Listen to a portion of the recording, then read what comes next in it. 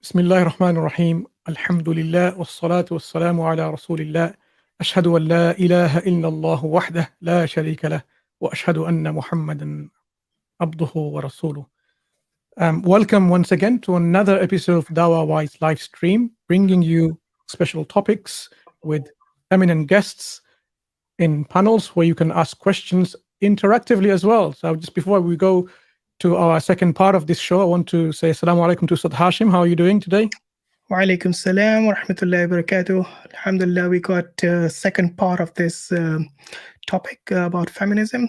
So really looking forward to that. Alhamdulillah.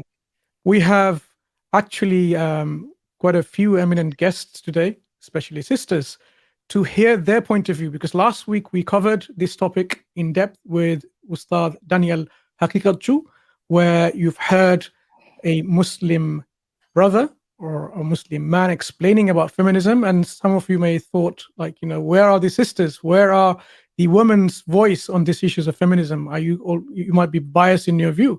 So today, in the second part, as promised, we have brought, and we will be bringing you, inshallah, very eminent, knowledgeable, sisters and alima, especially those who are also qualified on the subject to talk about, to deal with this topic of feminism, especially in the light of the understanding from a woman's perspective. What is feminism? How does it affect the Muslim woman, the Muslimah? Is feminism all about man's ideals or man things? Okay, this is an antagonistic position to, patriarchy. Or are we going to talk feminism as an idea, an ideology, which is supposed to be giving the rights and the status and the position of women equal to man? So various things we'll be discussing, inshallah. So I want to bring in the guests first before we go into what we will uncover part by part from what we haven't done last stream. So let's bring our guests first. So without any further ado, so we will continue on a stream with packed of information today for everyone's benefit.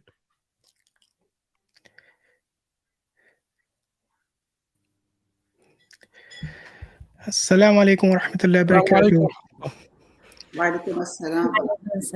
Wa alaikum assalam wa rahmatullahi wa barakatuh. How are you sisters doing? Alhamdulillah. Alhamdulillah. It's a pleasure and an honor and a privilege to have you here on our stream, especially when we are aiming to bring in contents and knowledge and experience on board which will benefit and empower eventually our Muslim brothers and sisters worldwide. And we have you here today to talk about the subject which is close to your heart and close to an old sister's heart, about feminism. So I'm going to, if you don't mind, go around to ask you to introduce yourself briefly before we go into this topic. Just briefly as you can. You don't have to go in as much details. What you do, what are your backgrounds, and what you're passionate about. And then we will talk to you about the very subject, inshallah, if you don't mind. So, Ustadhah Aminah. Assalamu alaikum wa rahmatullahi wa barakatuh. First of all, jazakumullah khairan kathira for inviting us over here and opening the stage for such an important topic. So I have been living in US for the past 23 years. I teach at a college, and my focus in teaching is religions. So there is a University of North Texas here in Dallas, and I teach over there. I teach undergrad. And I personally have studied with Allah subhanahu wa ta'ala has given me the opportunity to study with many amazing scholars. Akram Nadwi is one of them. Sheikh Khalil Abdul Rashid is one of them. One of them is Dr. Ahmad Al-Haddad. He's one of them. So I've studied Islam with them, and the rest of the education I have taken from American academia, which has allowed me to understand the perspective from a very Western, mindset as well. I understand you're pursuing your PhD at the moment. I'm pursuing your PhD. Yes, Alhamdulillah. Alhamdulillah, mashallah. Sister Mindful Muslimah, if you don't mind allowing quickly introducing yourself. Yeah. Assalamu alaikum wa rahmatullahi wa barakatuh. So my background is in education. I'm a licensed educator as well. I worked in the school systems in the US and Dubai for the past 20 years. I started off as a teacher, then I went to be like teacher trainer. Then I would advise principals and superintendents all across, especially the United States. And then I went into working with a lot of nonprofits. One of them, Muslim and non-Muslim. One of them was, you don't say so proudly now, run by Bill Gates, but alhamdulillah, worked a lot of work with education and also dawah. So on the side, I studied under many scholars, and subhanallah, right now I'm actually studying under like Muhammad Salah and different other teachers from Medina. I take additional courses as well through Mishka University. And I mostly do my work where I've shifted now from just doing basic education into doing this exactly, to helping women with these topics, because I found that there is such a void. So I'm so grateful that you are covering this today. Allah yakram, because women really need to hear this. And the way I do that, just really quickly to say, is I have a podcast. It's on Apple Podcasts and 9 platforms. I know the other sister here has a podcast as well. It's called Mindful Muslimah Speaks. I do free classes. I create free resources and tons of other things and mentorship programs to address these issues. Exactly. Alhamdulillah. Nice to have you here with us. And I'm sure we'll be looking forward to learning from all of you, inshallah ta'ala. Ustadha Fatima.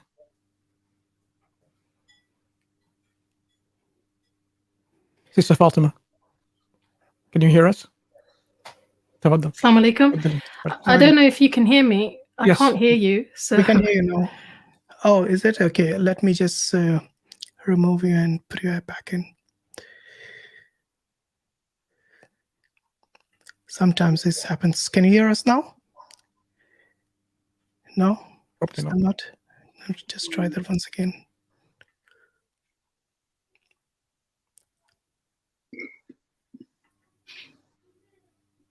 Can you hear us now at all? Still not, Sister Barkatulla. I think best thing to do would be, is it okay if we just log out and log in again? That might help. I mean, if you just close your browser and then come back using the same, I don't think she can hear us. That's the problem, yeah. Let me just WhatsApp it to her. Okay. So in the meantime, Mansur, you can just ask the question. So, yeah, go ahead. brothers and sisters and our friends who are joining us now and watching, this is a program on feminism. This is part 2 of feminism. And we'll be going around asking our esteemed panelists on this very topic. So I'm going to start with Ustadhah Aminah. Would you mind describing what exactly is feminism? How do we understand feminism in simple words? Yeah. Alhamdulillah, that is a very good question, because this is a very broad term and people tend to, maybe understand it in a very, narrow manner. So feminism is, you can say, a political expression of the concerns and interests of women all around the world. So it's basically a political thing that it's one of the 6 movements that have changed the dynamics of the Western society. So in a very, simple terms, I'm just going to say that it is a very broad term. Sure. Okay. So if you want to go further into that, then we can go, inshallah. Yes. Yeah, of course.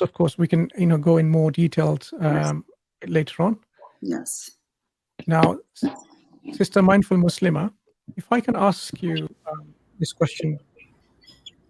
If you see the many women are gravitating towards feminism, what's the reason for this? Why are women gravitating towards feminism?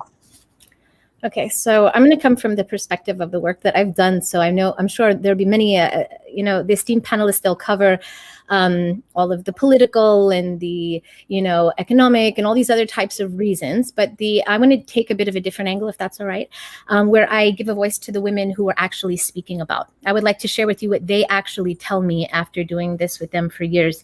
And just because I know not everyone in your audience might know who I am, I just want to explain where I'm getting this information from, as in like what pool of women I'm drawing this information from.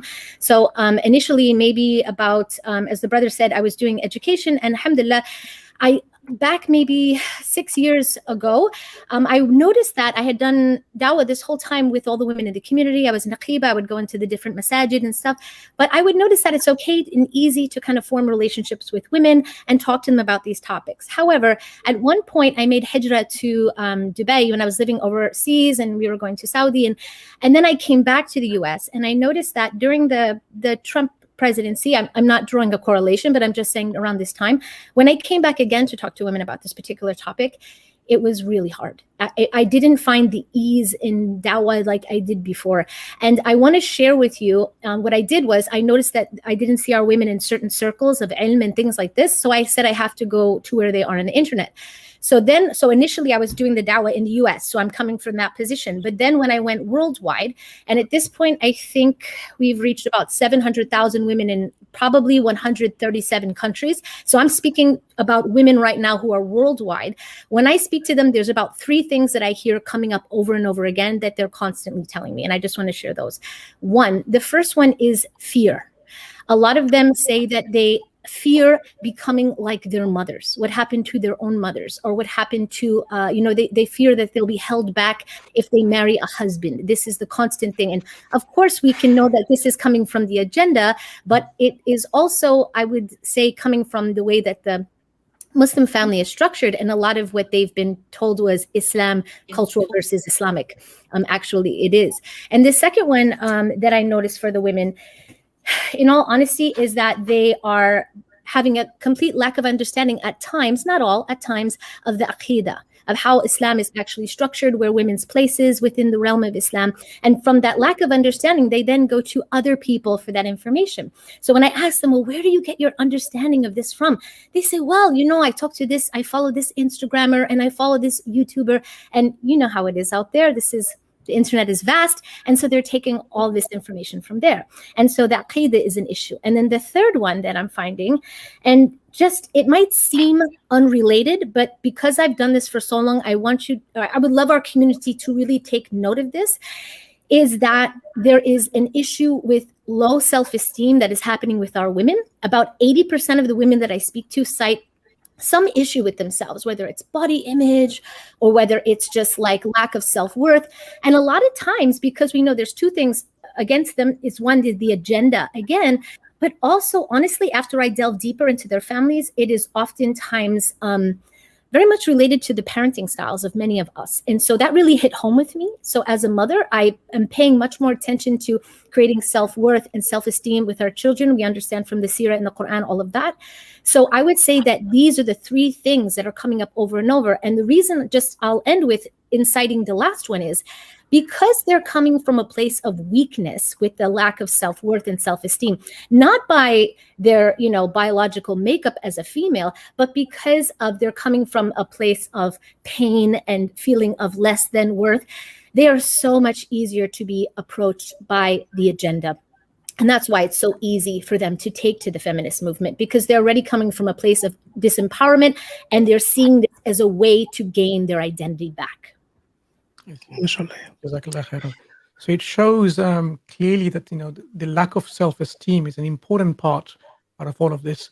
They fear that they cannot relate to, they cannot even identify themselves who they're supposed to be. So if you don't have this confidence and the self-esteem of about your worth, of course you're going to move towards somewhere, gravitate towards where you think you might have this support and this help, where you will feel more at ease and more comfort. So we will come and talk about this a bit more, because we want to know how we can improve this self-esteem and give the Muslimah the confidence in the Islamic values and ideals, so that you don't have to go to other ideologies. Like feminism is an ideological movement, and this is what we will be discussing to understand that. So I want to return to Jazakallah khairan. I want to return to Ustadha Fatima. Sorry for having these technical difficulties.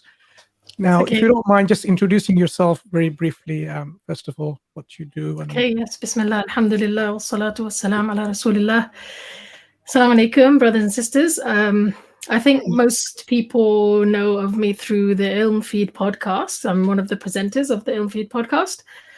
But my background is that I was born and brought up in London. I studied in Egypt. And then I also studied at 2 seminaries here in the UK, one with Sheikh Akram Nadwi and another called Ibrahim College, where from which I graduated in Islamic sciences and Alimiya degrees, 2 Alimiya degrees. And at the moment, I'm studying Islamic law at the University of London. So part of my studies is actually human rights and Islamic law. And I believe that in modern times, feminism is very much connected to the entire human rights project. So yeah, that's just a little introduction. We can maybe go into that a bit later. MashaAllah. I just want to state that I really appreciate that you guys have taken the time off from your families, your children, to discuss this really important matter. And as Ustadh Mansur mentioned earlier, we wanted the sisters themselves to represent this topic, which obviously is about women. So it would be fair, I think, to say that this is something that not only affects both the sisters, but also the brothers, because feminism is something that has taken hold of the community and the society, both in the West and in the East. So Jazakallah khairan for that. Sure. So if I don't mind, if you don't mind, just want to ask Sister Ustadha Fatima a question. Having understood feminism in very general, broad terms, what do you consider or see the dangers of feminism that it can cause in terms of harmful things that it can cause to our society, to the Muslim mind, especially? What are some of the harmful things that you might think that feminism itself, the ideology, can cause? Okay, so I think, first of all, I do want to say that I think a lot of Muslim women who are attracted to feminism, a lot of them do it with good intentions, like, for example, maybe they have seen certain things in their community, in their society, or they've had some bad experiences in their own lives. And so especially when they go to university, I think, because the feminist movement is very pervasive in universities, to the point where I feel like every single one of the humanities is affected by feminism, feminist theory, and also critical race theory. And in my university, which is SOAS, the School of Oriental and African Studies, Marxism is very prominent as well, right? So you have these ideologies that have kind of like I would say, an intellectual position in academia. And through that, they articulate their ideology. So what are the harms of that ideology? I think one of the problems is that feminism is conflated with women's rights, right? So people who care about women, care about women's rights. We as Muslims care about women's rights. We care about, the rights of human beings.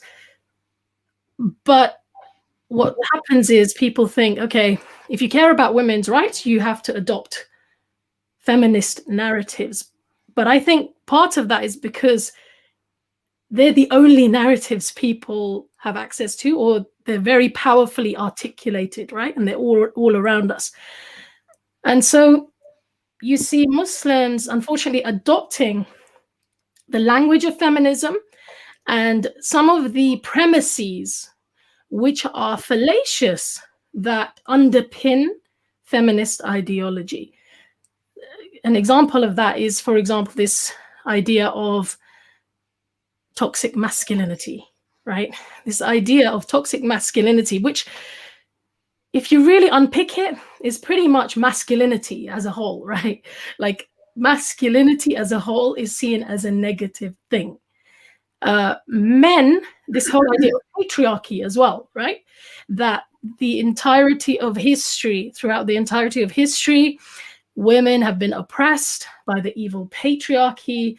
And you won't be surprised to know that when we study human rights and Islamic law, for example, all of the prominent voices in this field are so-called Islamic feminists.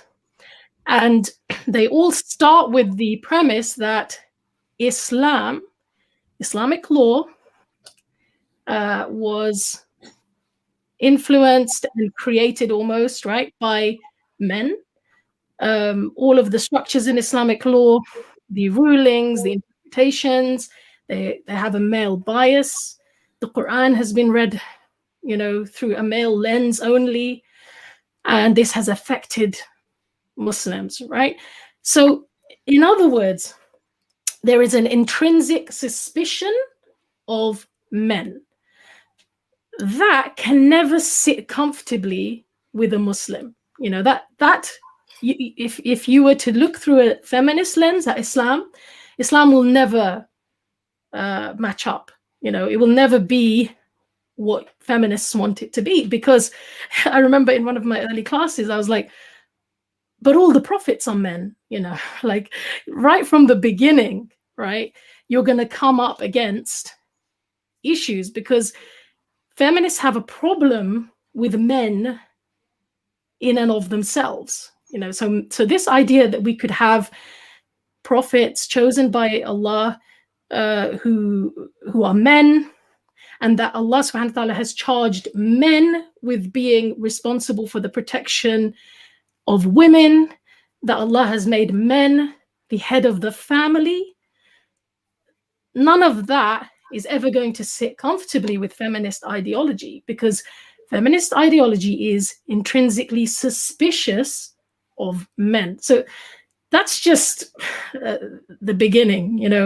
One of my friends, Naima Robert, she highlights that, another problem is any woman who wants to have a loving relationship with a man, right? She wants to marry a man, which I'm assuming all Muslim women want to, inshallah, is always going to have a problem if she sees the world through the lens of feminism.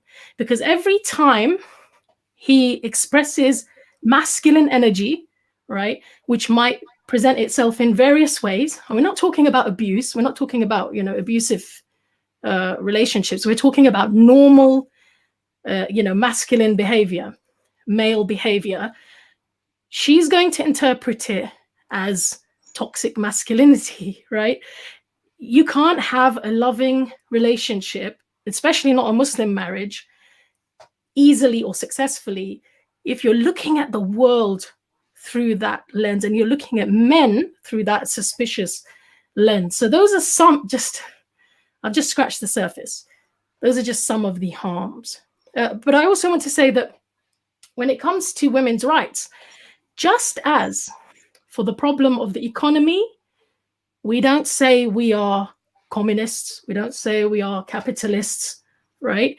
Although we might adopt some of the principles or some of the, the ways that capitalism or communism looks at the world might be in common with Islam, right? We don't say we're capitalists, we don't say we're communists. Similarly, for the problem of women's rights, we should not adopt this ideology, which has been formed by human beings, mostly academics, flawed human beings, wholesale. And so really that's the case that I usually make when it comes to feminism. Jazakallah khairan. Very important points made there. So it seems like clearly there is this ideological differentiation.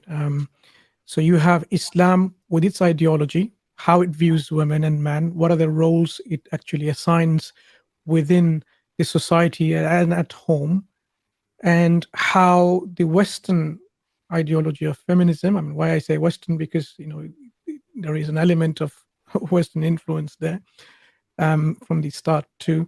So their ideals and their ideology seems to be geared in a different way. So if I were to ask now, Ustadhah Aminah, do you see having this perspective in mind, the ideological differences and difference of the world view, can feminism be Islamic? Can Islam have feminism within it? Or are we conflating the terms or asking about something which is totally in contradiction to the ideology of Islam? No, thank you very much. This is a good question. So before I get into the answer of this question, I want to situate the issue a little bit, because my focus is religions, and I teach different religions at the university. So one thing that if we understand is that feminism has 3 waves. And if you look at the first wave of feminism and why it originated, you are compelled to see that the women in those times had no other way. Because if you look at the history of that, in the Christian world, women were treated, not equal. We do know that they did not have the right to vote. They were not able to enter the universities. They were not able to own the properties. And then, because the background of the West is, Christianity, we know that. And the way it was interpreted in those days, the Bible that was interpreted in those days, we see that there's a verse in Genesis, verse 3:16 in Genesis, where this is mentioned, that women will be given these severe birth pains because Eve is the one, she was considered as evil, who taught, Adam to do the sin that was forbidden. And then we see in the same verse over there that God is quoted in the Bible as saying that because Eve is the evil and she tempted Adam, of course, as a result of that, all the women now are going to be born, all the daughters of Hawa or the Eve are going to be born with the original sin, and their punishment of that will be that they will have childbirth pains, and a man, this is the verse from the Bible, that a man will be a ruler over them. So this was their perspective. And this perspective was applied to the West, because one issue that I've seen in teaching so many faiths is that when we say religion, and this is the mistake that Muslims make, men and women both, our experience of religion is not the same as a Western experience of religion. That's the issue. When we say religion in the West, we have to understand they are referring to the religion that they know. They don't know Islam. They don't know other faiths. So religion is not a broad term that can be applied to every faith. So our experience of Islam was never that. But yes, we have to agree that the people here, their experience of religion was oppression. And the women were not given equal rights. So they had no other way but to do this. So this was first wave feminism. And first wave feminism is justified because even in the Quran, Allah Ta'ala tells us, "E'dilu," be just. So what these women did in order to gain the political right to vote, which should be a right that should be given to them, they threw themselves in front of the cars. They would do suicide because they knew that the key to the other rights is going to be the political rights. So at this point, first wave for feminism we see, and the other rights that they demanded at that point were also, if I can take the list out over here, is that, Married Women's Property Act 1870, then suffrage, the right to vote, and Custody of Infants Act 1839. So you can see that these were the rights that are justified for these women, and because of their experience of religion was oppression, this is what they had to do, right? So this is the thing, first of all, we understand. But first wave feminism were not against femininity itself. Until that, it was good, it was great. They had no other choice. These women were not allowed to enter universities. It was said a woman can enter a university only one way, and that is to clean it. These are the kind of things that you see that you see in the books. And it was instead of pursuing a career, you should pursue a husband. That was the kind of thing that was being told to the women in those times. When a married woman had no access to her property that she would have given to her by her parents, it was her husband who would become the owner of that. So we see that this was not justified, and these women had no other choice but to stand up and do this. So first wave feminism, I would say that, this is my stance on feminism. And I think, this is what I've understood is that we agree with feminism in terms of practical side. The issues that it has raised, some of them, not all of them, are the right issues. But yes, we disagree with the solutions the feminism is presenting. Because as Muslims, as the followers of the Quran and the Sunnah, we do believe that the solutions feminism is presenting to solve these problems are going to create more problems, as the other two sisters have just elaborated on. Because yes, the solutions is something that we can't agree on because of the Quran and Sunnah that we follow.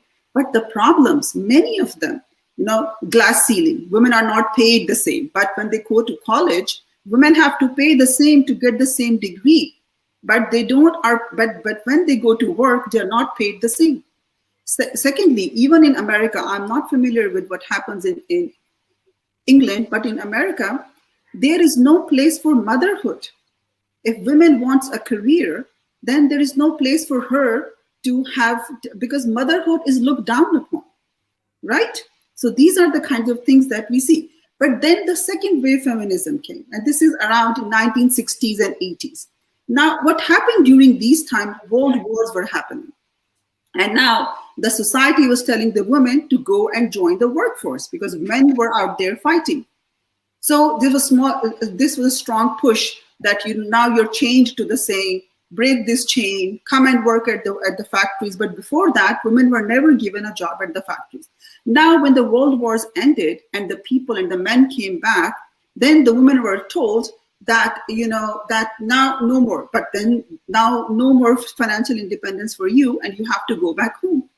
At this point, then they reverted and they says, no, we are here now, we're not leaving. So this is the point where the feminism started becoming a little iffy at that point. Because along with these kinds of things, the sexual rights came up and things like that, sexual promiscuity became like a norm kind of a thingy. So there are certain things over in second wave that we cannot agree as Muslim, but still, you see what was going on. First, they were pushed out of their homes to work in the factories. And later, when they found financial independence, they were pushed back. That now leave the jobs and leave it for the men. So now you see another thing.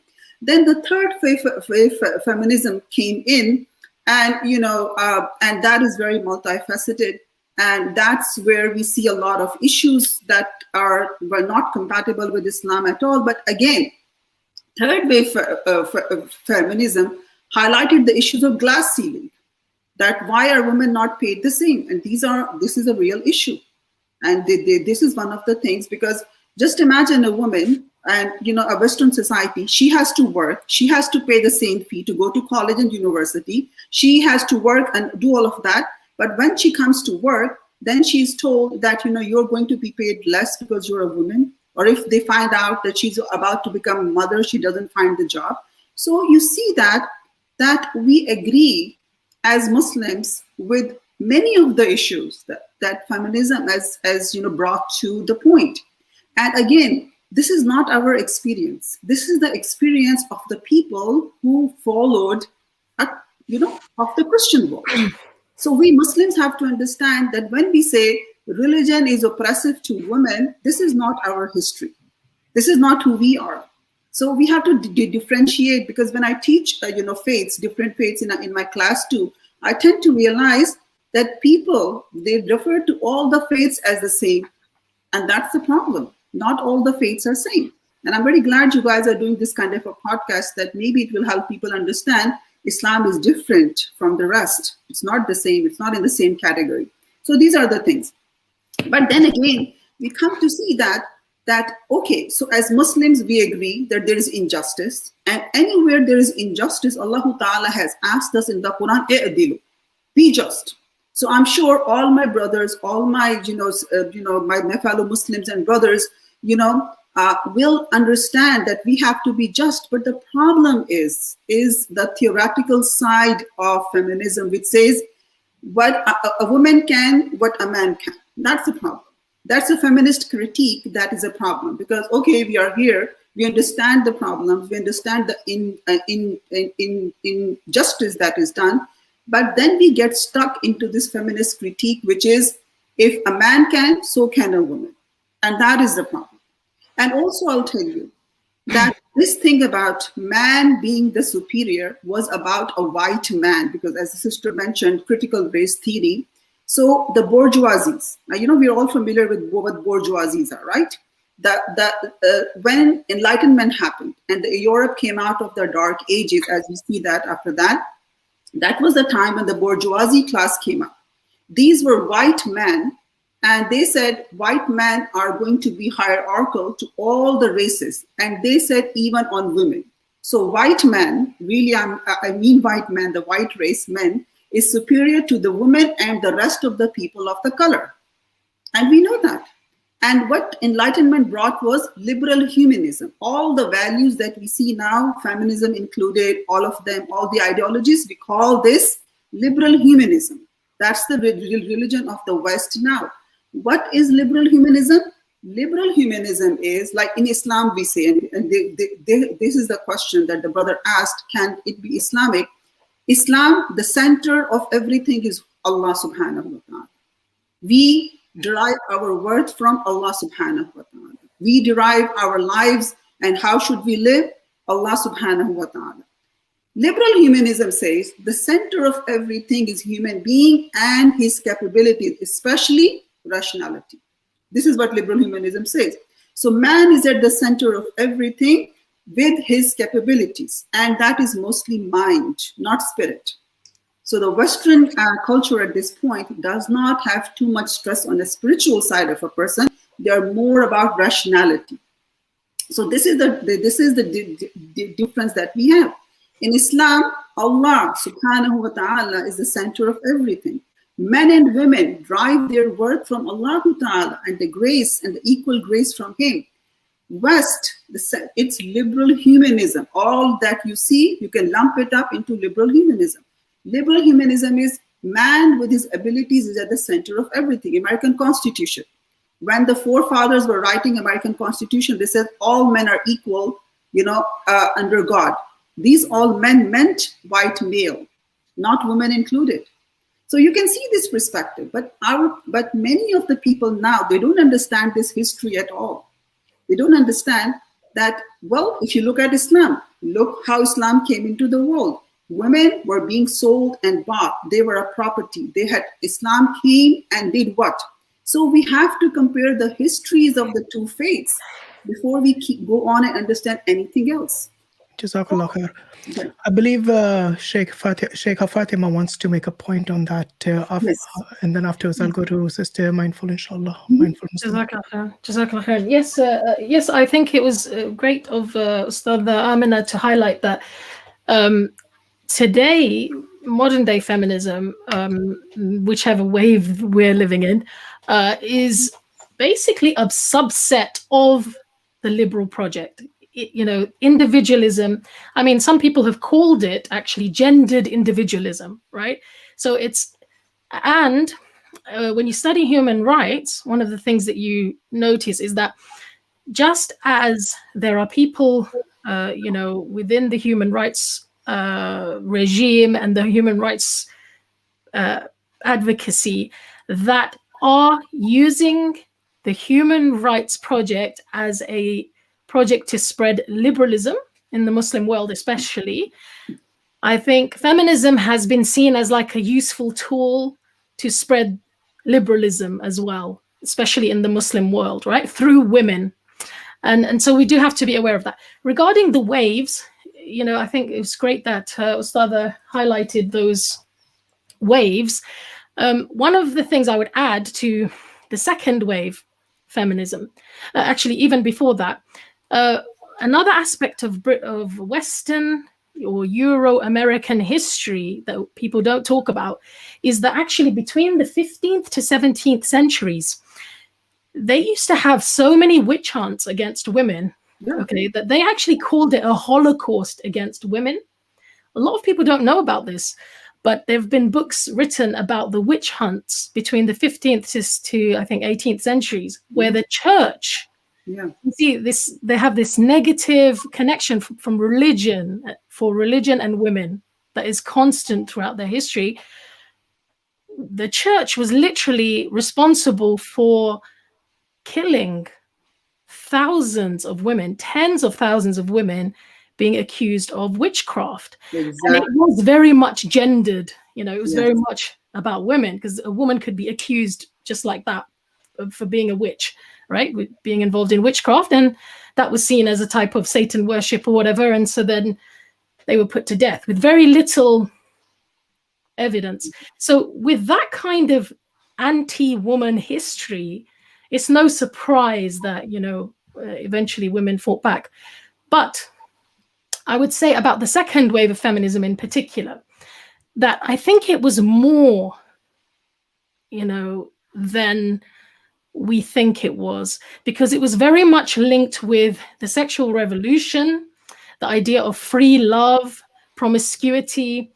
You know, there are images of women protesting, right?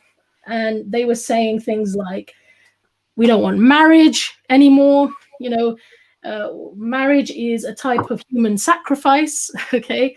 They were saying the maternal instinct is a myth. Motherhood and breastfeeding is slavery. You know, these are the types of placards and these are the type of messaging that was being put forward.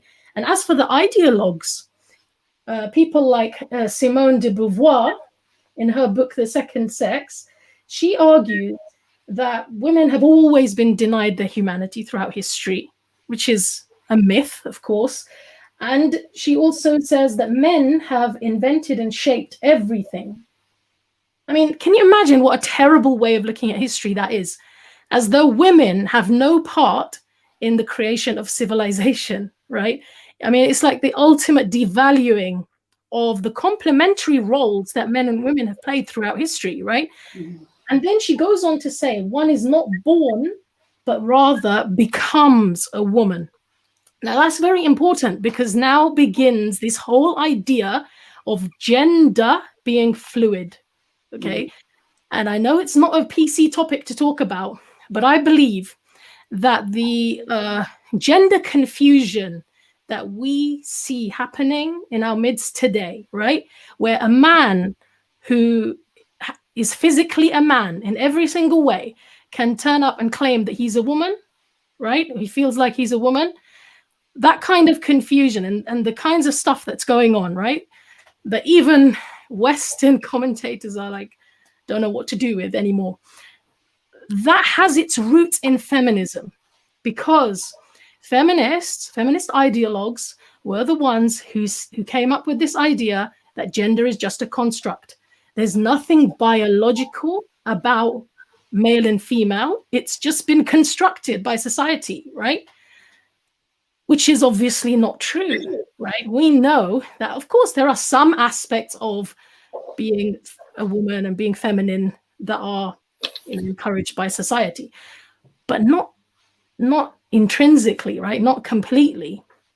And so I think we have to be careful, because I think the second wave of feminism also, like I said, it was anti-family, it was pro-abortion, it was all about sexual freedom, blurring of the lines between the genders, to the point that women abandoned breastfeeding, right? And now you go to the NHS when you're expecting a baby, and what happens? You see these billboards where they're literally trying to encourage women to feed their own children again, right? Breastfeed their children, because that became the norm, not breastfeeding. Seeing breastfeeding as a chore, seeing motherhood as a chore became the norm. So yeah, mashallah. I think we have to be really aware that there was a lot more going on. In fact, the CIA, and I'm not just making this up, you know, I'm not a conspiracy theorist at all. I've done a lot of research into this. One of the heads of the women's liberation movement in America, I've forgotten her name. She used to be the editor of Ms. Magazine. She actually says in her biography that the CIA funded them, right? So for some reason, there was a political kind of movement as well to encourage women out into the world, anti-family, I would say anti-community. And I think also that the Me Too movement that we're seeing today is as a direct result of second wave feminism and the harms that it wrought onto society. Because what did second wave feminism, we're talking about between the 60s to the 80s, right? And this is the period of time when so many of the women who are coming forward, who were abused, who were harassed, and sometimes it was because they kind of went along with it, right? Or they felt pressured to go along with it. So many of them, it happened to them during that second wave of feminism. Why? Because the message that was out there was, you don't need men, you don't need your father, you don't need protection from men, you don't need marriage, you should just go and experiment, be promiscuous, it's liberating, it's all about your freedom, right? Pornography became, you know, everywhere, it was everywhere. And even today we see that that hasn't stopped. So I think we mustn't be naive, you know. There are ideological things that have now caused human beings to basically, you know, adopt all sorts of strange things that, of course, Islam seeks to prevent. Because Islam says men and women are different, right? Men and women are distinct. Men and women are not competing with one another. We complement one another. That Allah even curses men who dress as women and women who dress as men. What does that mean? It means that there is a distinction, right? And that distinction is to be celebrated. It's not to be erased as it's being done, you know, in Western societies at the moment. So I think all of those things, I mean, like recently, and you have to also understand that feminists don't agree on so many things, right? Like there are feminists who are against this whole trans movement, and they consider it to be men trying to invade women's spaces, right? And then there are feminists who are like, no, we should be treating these men who are saying that they're women as women, right?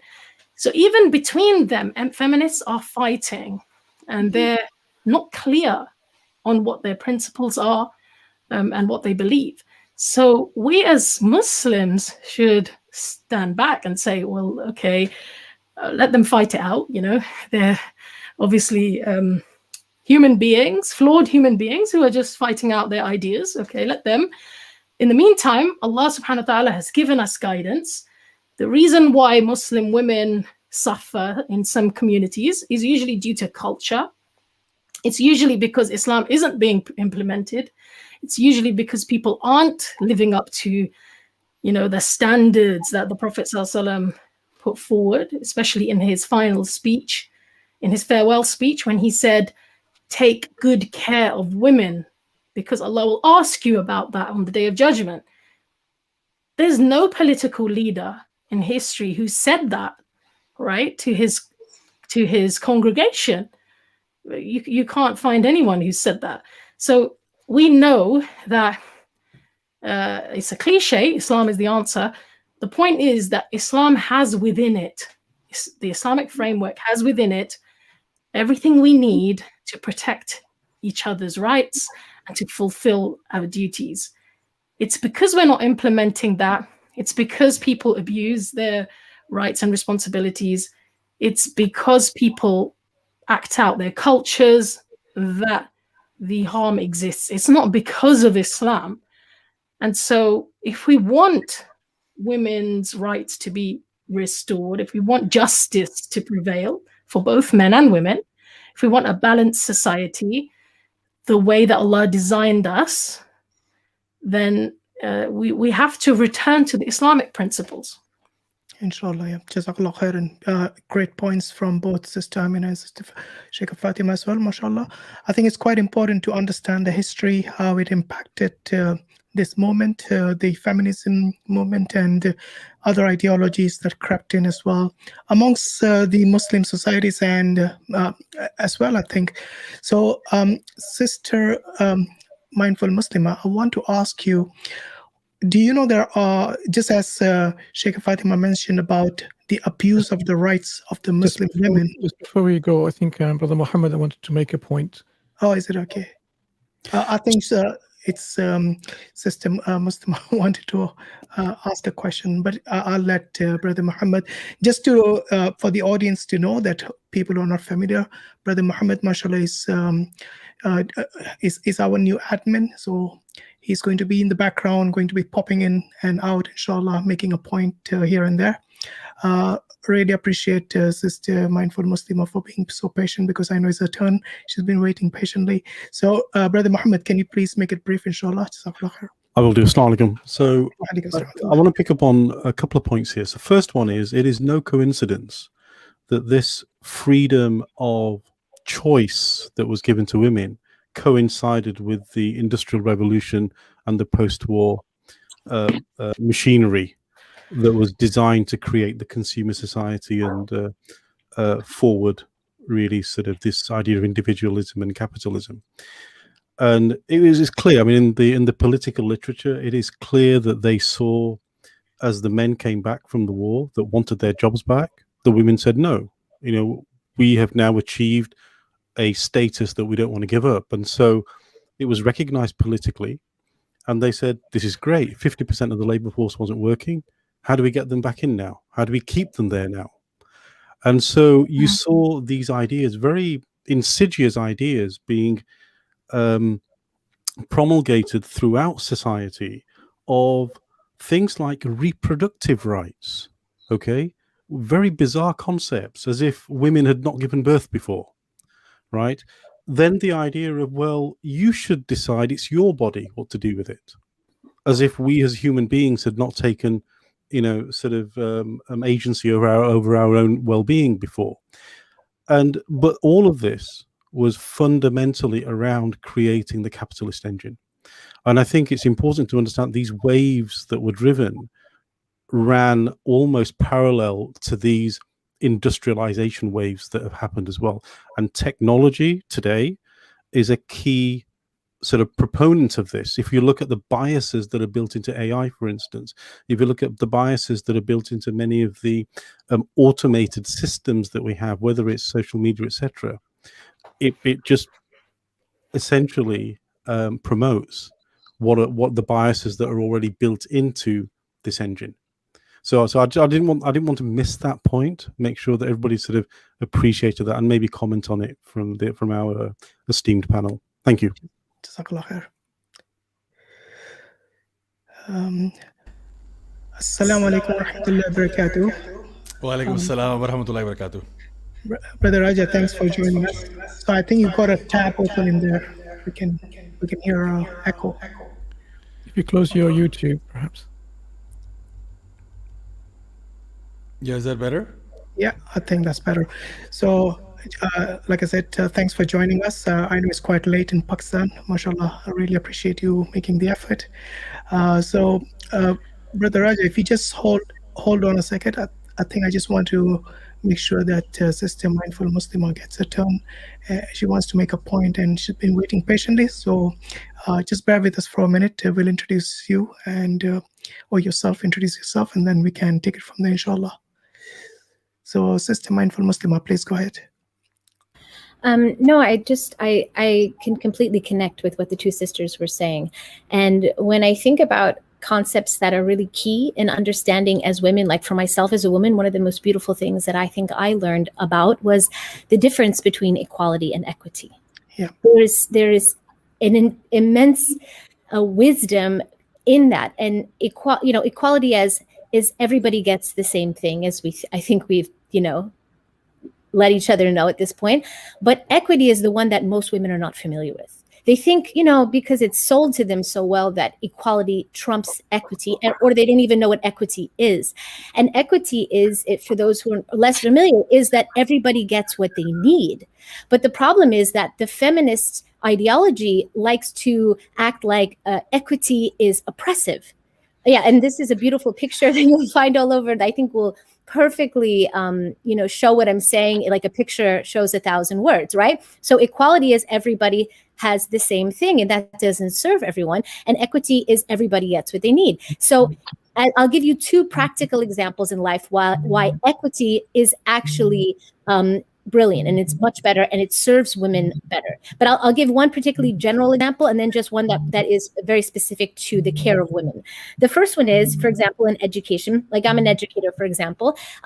In New York State in particular, in many states of the United States, we fought long and hard as parents and as educators to make sure that children, that they got, differentiation in curriculum. Like, for example, if there was a child who had Down syndrome, like my sister has a child that has Down syndrome, that child will be afforded a para or an aid, and the curriculum would be differentiated based on their biological terms.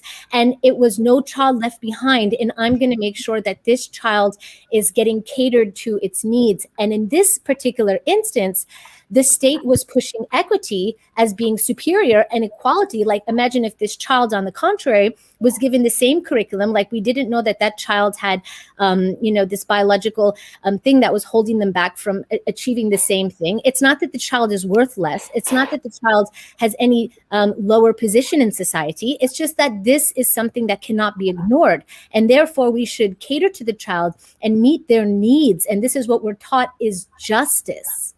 Equity on their terms, when they say it, is justice. But when we say it in Islam, it's considered oppressive and injustice. And the last example I'll give is on a more personal note in terms of the care of women. Sister Aminah and Fatima, they both brilliantly touched on this, is that the care of your children and, your job as a woman is seen as something oppressive or less than. And so I'll give you the perfect example. I was divorced.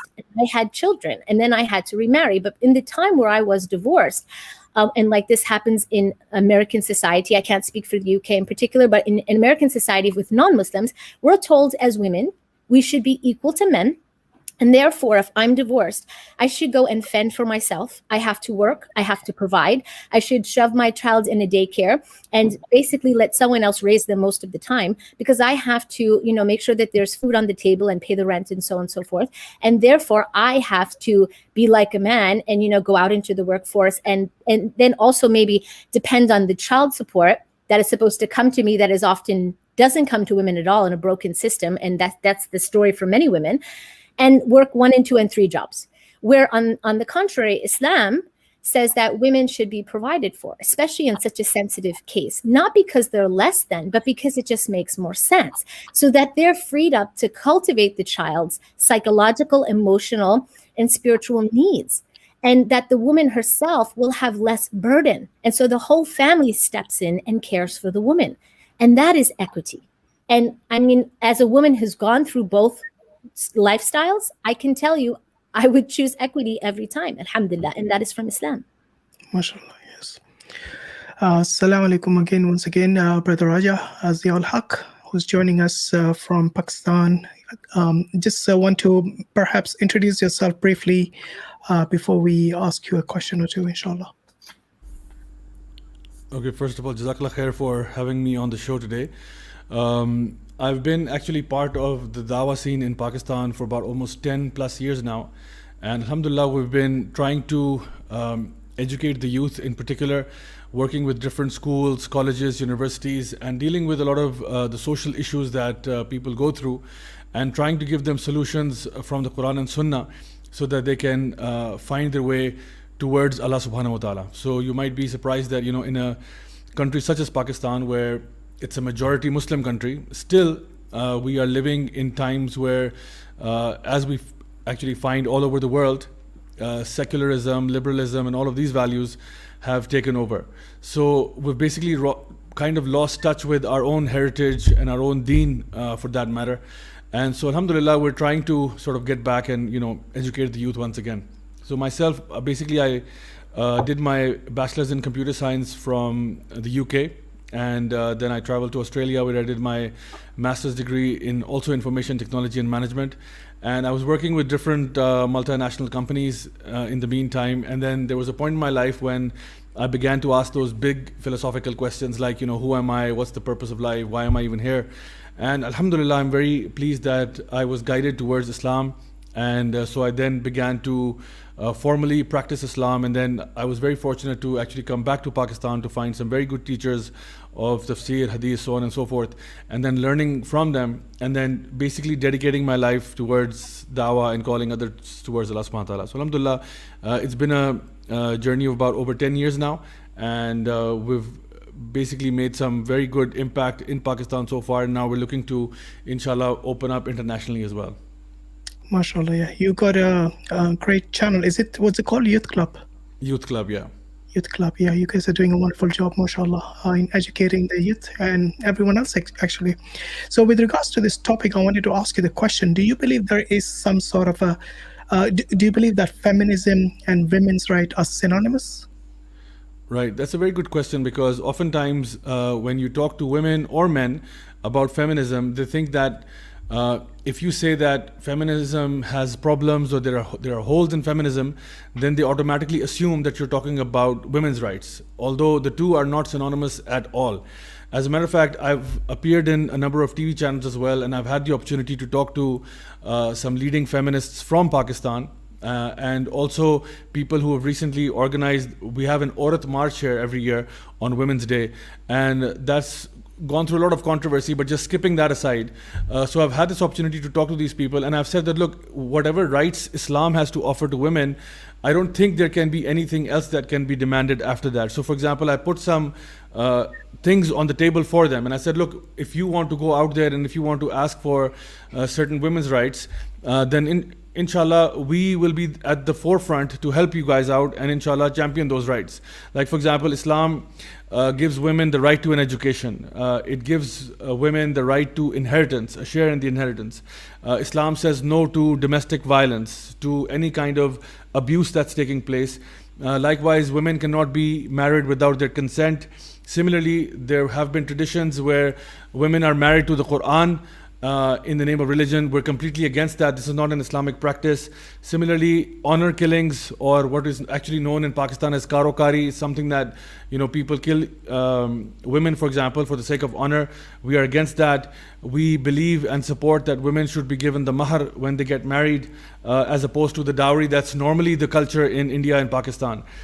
Similarly, we say that the women should not be mistreated, and as a mother, as a wife, as a daughter, as a sister, they have their special place. As we all know, the ahadith of the Prophet ﷺ, whereby the mother has been given 3 times more of that love and affection and care and time from the man. And likewise, we find that the Prophet ﷺ, when he talked about wives and when he talked about good character, he said that the best amongst you are those who are best in character, and from those who are the best are those who are best to their families, or especially best to their wives.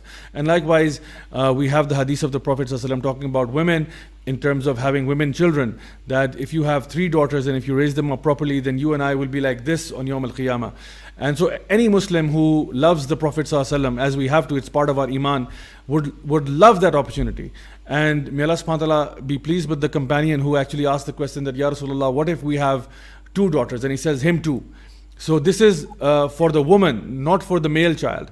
And so all of these things are there. And so likewise, we accept that, once a woman is living under her father and her mother, in that household, her father is supposed to provide everything for her, her fooding, her clothing, her education, all of that. The responsibility lies with the father. And once the woman gets married, all that responsibility transfers to her husband. Now he has to take care of all of that. So alhamdulillah, Islam gives women all of these things. And on top of that, they have the right to vote, they have the right to have their own finances, the right to work. All of these things are there. So when I put these things on the table and I say, look, Islam is already offering all of these things.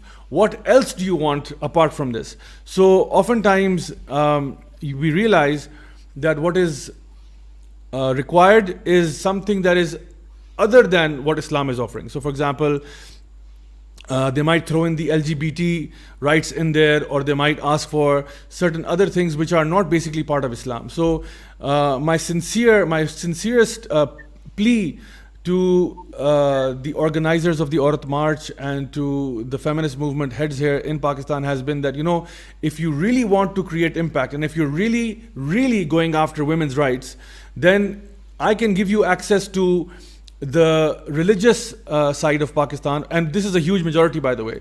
We have so many masajid, we have so many imams who are preaching, there's Jummah khutbahs going on. So I can give you access to these people. I'm actually teaching at the International Islamic University of Islamabad. I teach Islamic worldview and civilizations. I teach professional ethics. So I can give you access to the scholars at the International Islamic University. And if you have this religious body with you on board, alhamdulillah, so much can be done. You know, a lot of the atrocities you talk about, a lot of the injustices you actually talk about, we can help you solve that problem, because the same men that you're going after, all of these men are attending Jummah khutbah anyway. So what better way or what better avenue to give them this dose every single week? But when I give them this offer, they back off, because they realize that some of the demands that actually, a lot of the demands that they will ask for, and they are asking for, are demands that are basically very, very pro-LGBT, and you know, things that are never going to be acceptable from the Islamic domain.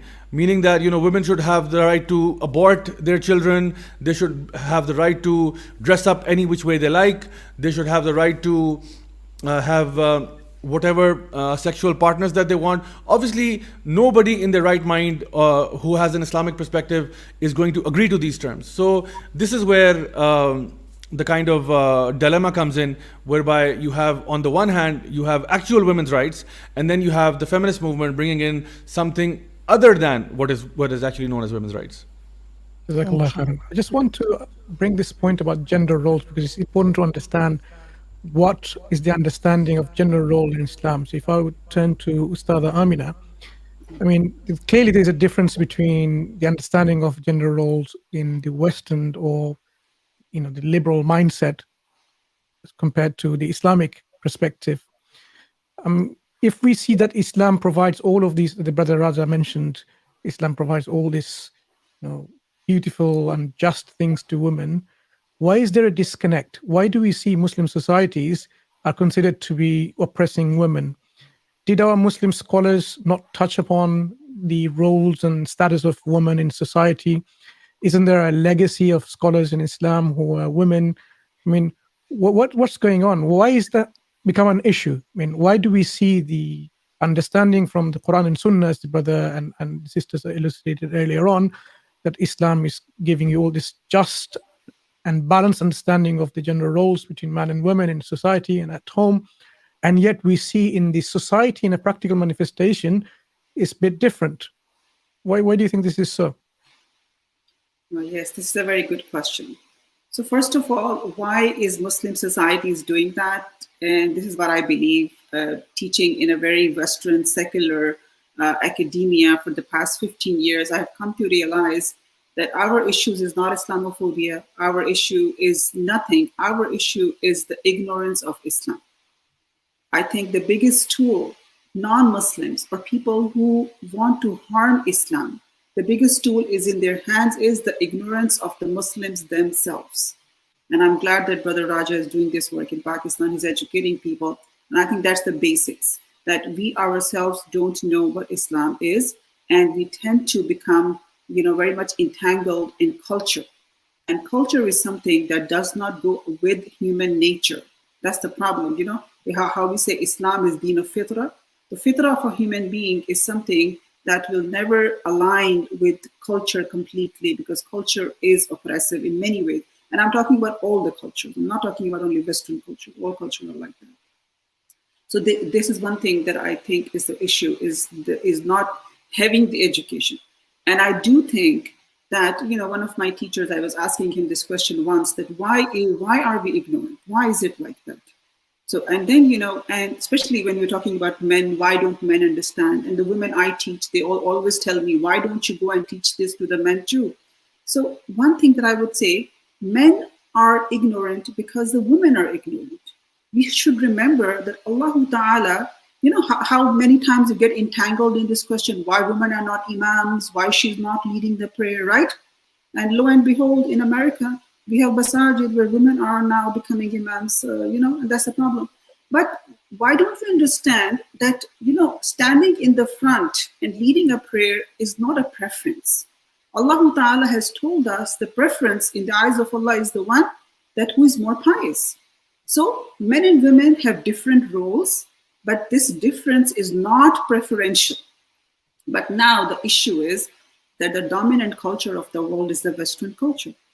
And the problem with the Western culture is, and this is what I'm saying, this is my experience in teaching in academia for so many years, is that Western culture thinks that a more religion a social order has, the less that social order has a place for women. This is what they say. And they say, in Muslim cultures have the most religion entangled in it. This is why Muslim cultures in general are oppressive, because they think religion is oppressive in itself. And why do they say that? Because their experience of religion is it's man-made. It's made by men, really, males. And because their experience of religion is such, and I just showed you there are verses in the Bible, and we all know these things, that they think anything, and the religion was created by men to garner toward the interests of the men. This happened. The second problem, that is a really big problem, is the history of colonization. We should not forget that. Why we started thinking like that. So a general term that is used, just to give you a thing, we say that. This is an English term. We say, so-and-so is a housewife. If a woman does not have a career, she's not working outside the home, or she's not earning money, we tend to use the term housewife. If you go into the history of that, because I teach epistemology as well, housewife was the term coined by the French colonizers. Because housewife is what, right? Homemaker is the term. But this is kind of like a derogatory term. As a brother said, you're a housewife, you should come out and contribute to the capitalist society. And modernity makes us seem like men and women are what they do. The more I do in terms of, a career and things like that, the better worth I have. But if I am raising children and contributing to the family, which I think is the biggest job, what Quran said, Jannah is under the feet of what the Prophet ﷺ said, Jannah is under the.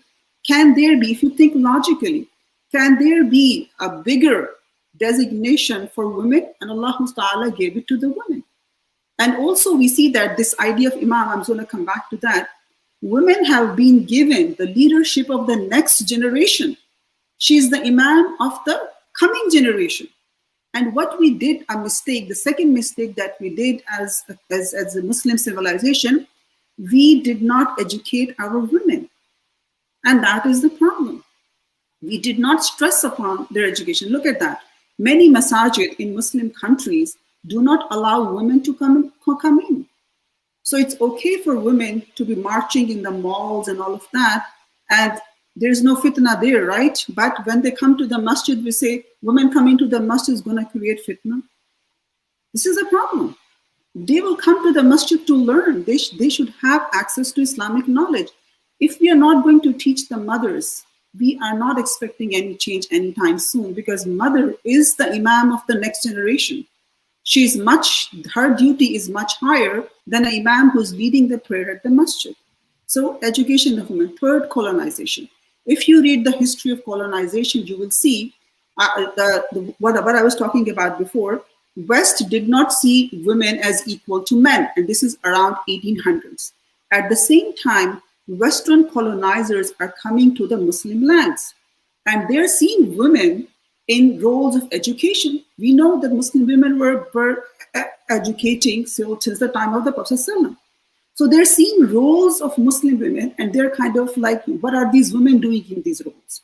Believe it or not, if you go into the history of colonizations, you will see it was the French colonizers who threw women out of the masajid. And later on, because we developed a slave mentality, we kind of think that this is something Islam has taught. And we are. I will come back to you, inshallah, to develop this thought about the colonization mindset. I'm quite mindful of the time that Shaykha Fatima has. I just want to take the opportunity to ask some questions before she will leave us. Yes, sure. So, So, Ustadha Fatima, so we are talking about the language here in terms of what we should be using or not. Clearly, it's become quite, evident that we should be very mindful and clear about the languages that we use. Would you want to elaborate a bit more on this? I mean, the idea of, Islamic feminism and as feminist, can we even use this language appropriately?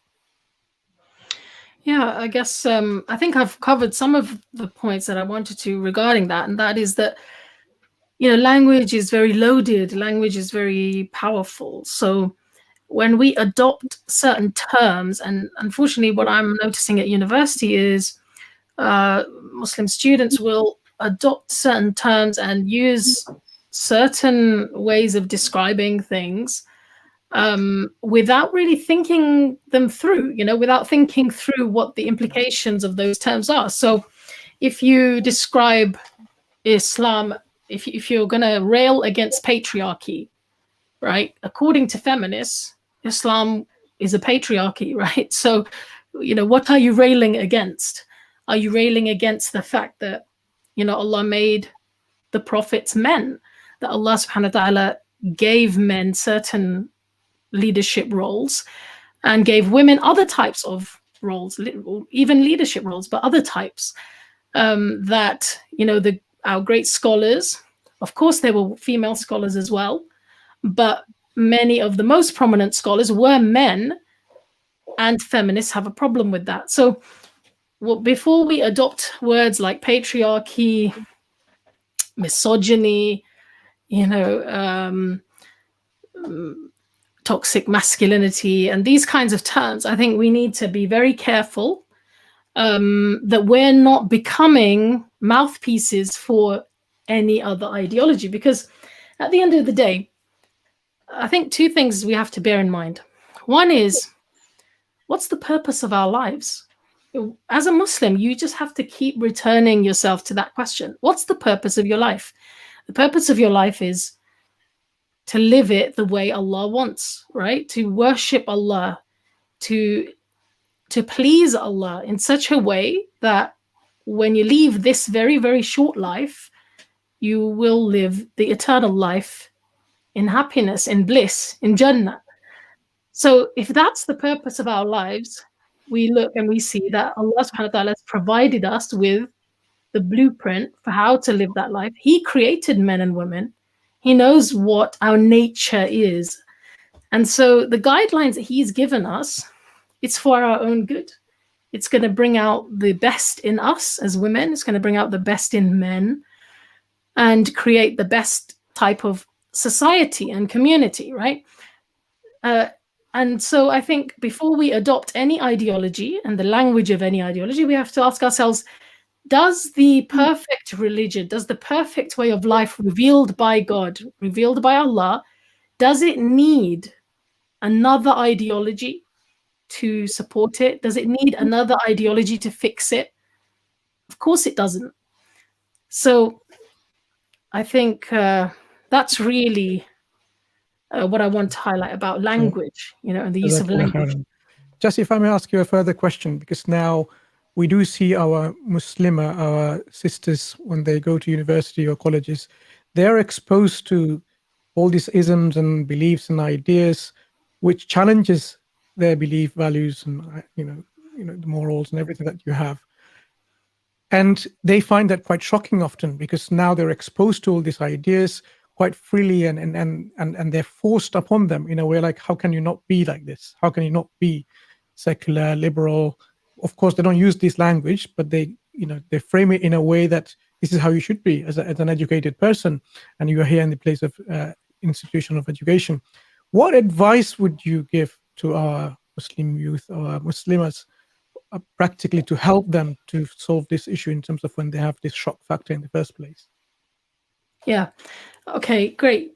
I think that's a great question, because it's not just with regards to feminism. I mean, I've seen in university at the moment, Muslim students are scared to talk about anything. You know, they're afraid to kind of assert their own beliefs. They're just afraid. And I think it speaks to the lack of self-esteem, you know, the lack of tarbiyah that we're giving that generation. You know, I think one of the things about our generation is that we kind of had identity crises, and we had to sort of discover our own deen, right? And then I think we would study the fundamentals, and we were quite quite firm and knowledgeable about the fundamentals. So when we were exposed to these ideas, we could push back, right? Because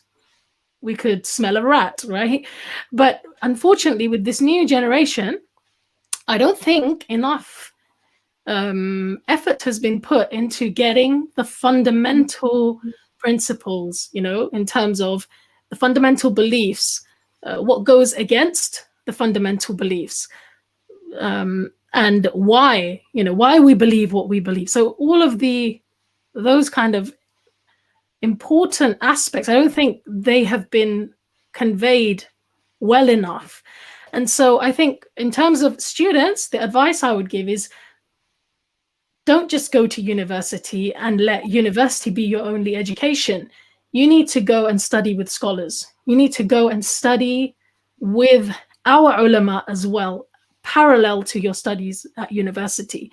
You know, have some connection with our tradition and with knowledgeable Muslims, because, you know, the ideological onslaught at university is real. And if you're not equipped, if you don't get to hear the alternative narrative, the truth, then you're going to be very easily led, very easily kind of affected, as human beings are, right? Because we're social animals, we're social beings, we completely get affected by our peers and our surroundings. So that's one thing. You need to get an education. You need to make sure you have an Islamic education and a connection to our tradition from scholars who actually believe in the tradition, right? And the second thing is, university is there for you to make interventions. You know, the professors, they're always encouraging people to make interventions. That's actually one of the good things about Western academia, is that, you know, the professors are not considered to be so kind of, you know, beyond reproach. You are allowed to question things. You're allowed to, you know, question even the premise of a professor's argument. So have the courage to do that. And the more you do it, the more confidence you have. And if you can't do that, at the very least, don't become like sheep and just, you know, just copy and, you know, repeat what other people are saying. Use your critical thinking faculties, you know.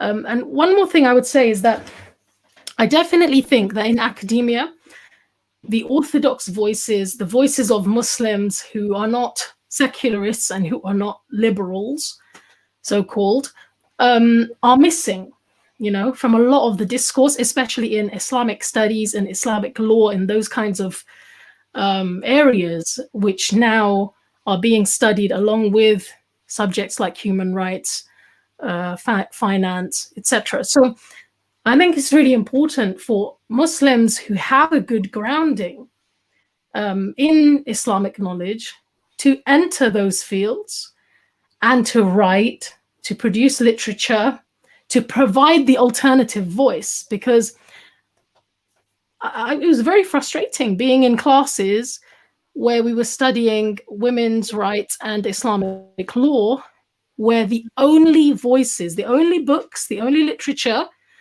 that was there, you know, that was actually at a high level, was from so-called Islamic feminists who, as Brother Raja has highlighted, were basically asking for something that wasn't Islam, right?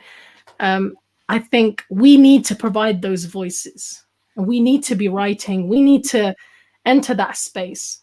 And if we don't, then it's no surprise that then those voices are the ones that then filter down into society, right? And then become, affect the masses.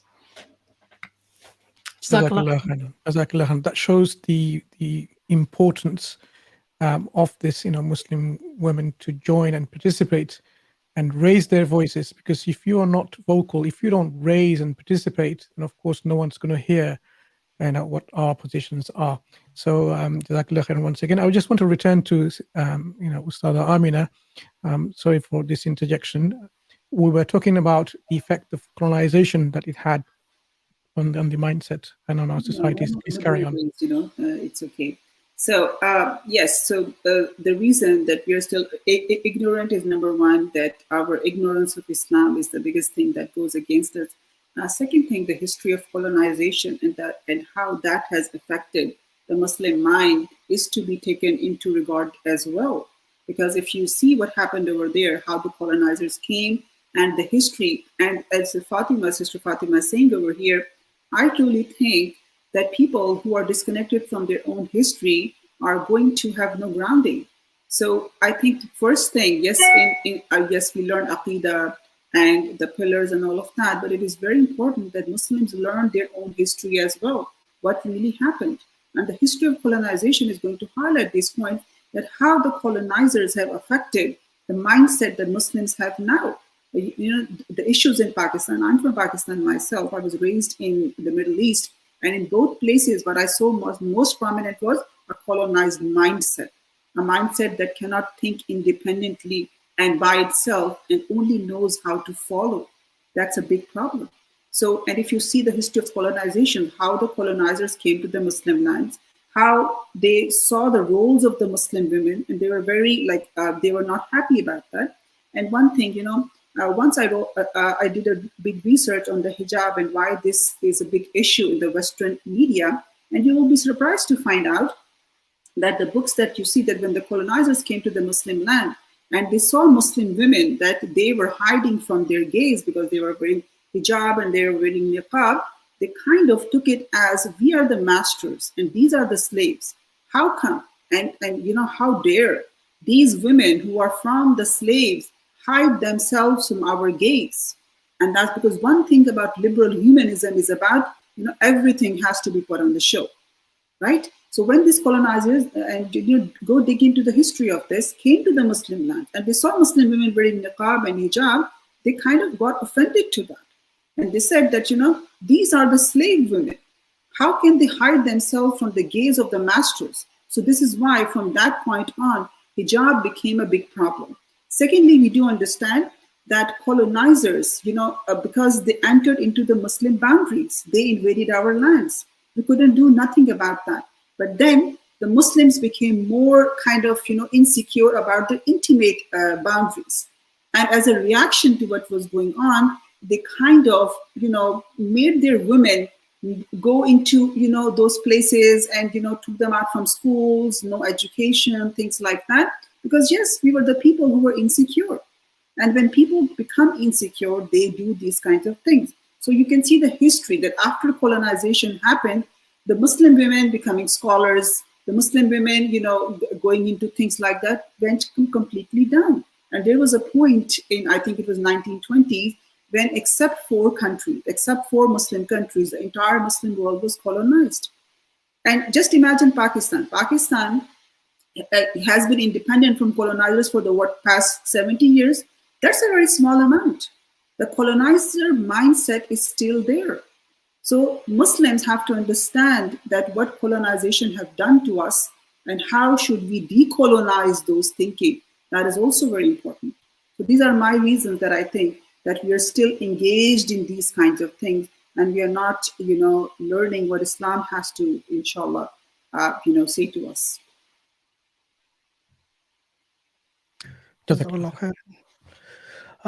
I want to ask a question to Brother Raja, the similar question that Ustad Mansur asked.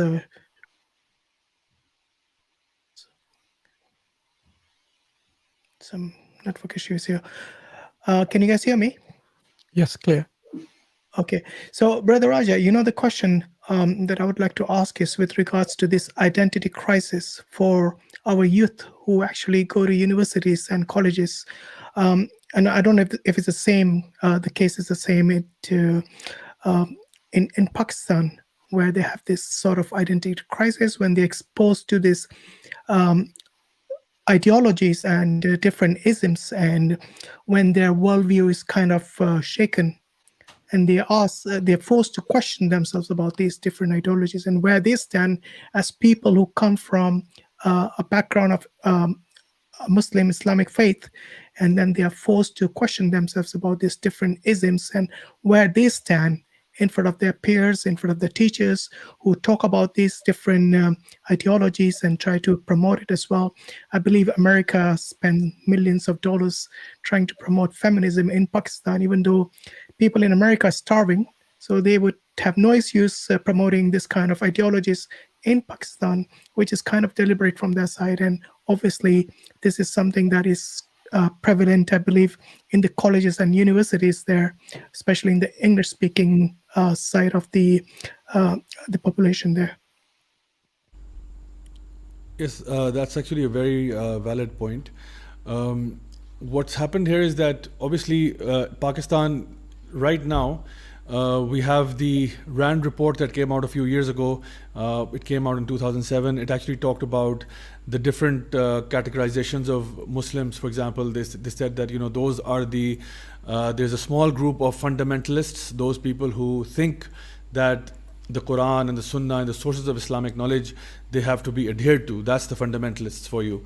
And then they mentioned that there's another group out there who are the traditionalists, those people who have some inclination towards Islam, but they're not fully practicing. For them, Islam is more of a cultural thing rather than a way of life.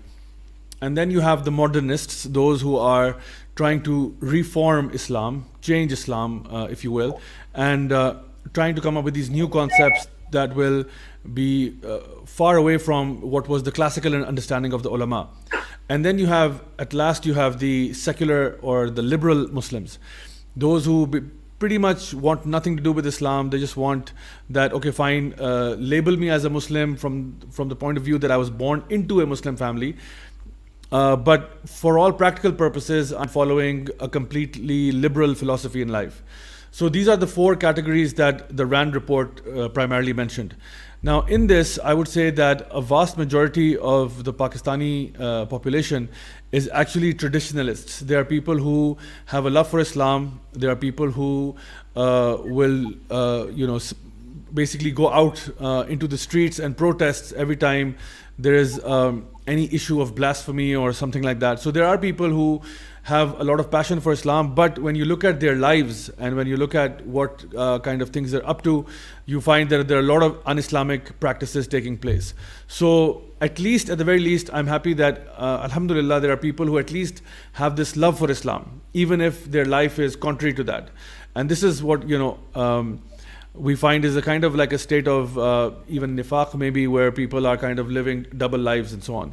But I think that, having said that, there is a population now which is increasingly moving more towards understanding Islam, especially now in the youth. Since the last, I would say, 7, 8, maybe 10 years or so, I'm seeing this rise in trend of the young population, the youth of Pakistan, slowly going back to their roots, wanting to learn the Quran and the Sunnah, asking questions, asking ulama why we do a certain thing, why this is halal in Islam, why this is haram in Islam.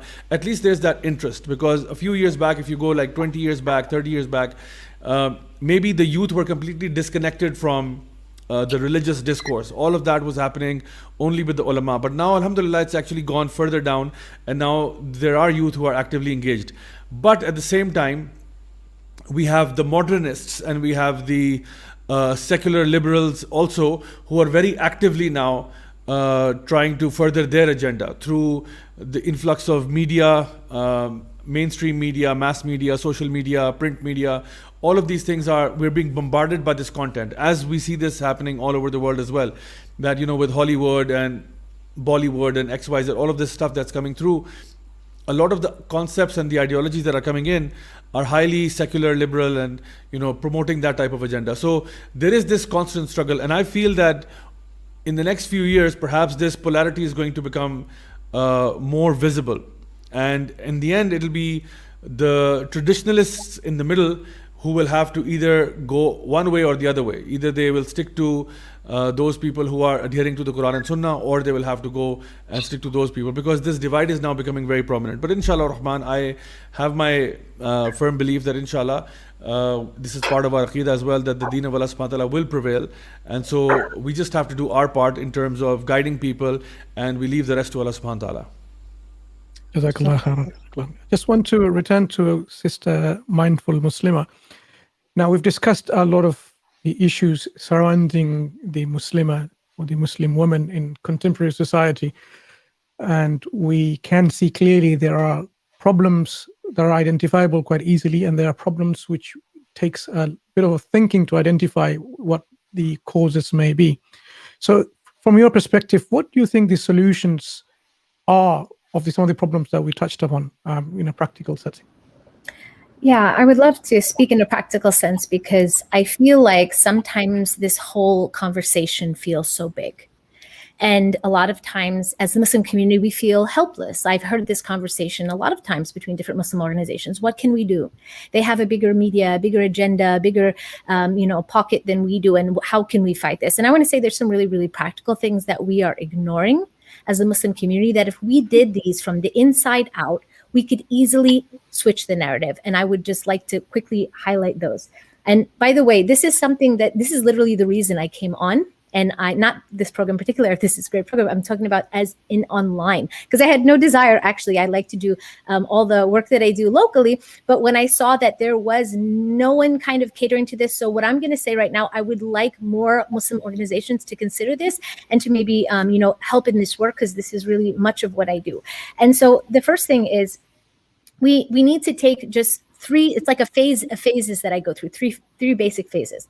The first one is we need to listen to our women a bit more. I feel like you're doing an amazing job at giving this platform, right? So that we could say how we feel. But we also need to sometimes, as a Muslim community, because we're a bit biased, we need to not look at our women who decide to take off hijab and do this and do that and go on feminist marches as deviants. And I hear this type of a narrative, and this is incorrect. We have to look at them instead as, okay, these are our sisters. We want to hear what their arguments, hear what their pains are, and so that we can understand the points that they're coming from. And I think Brother Mansur, he does this very well.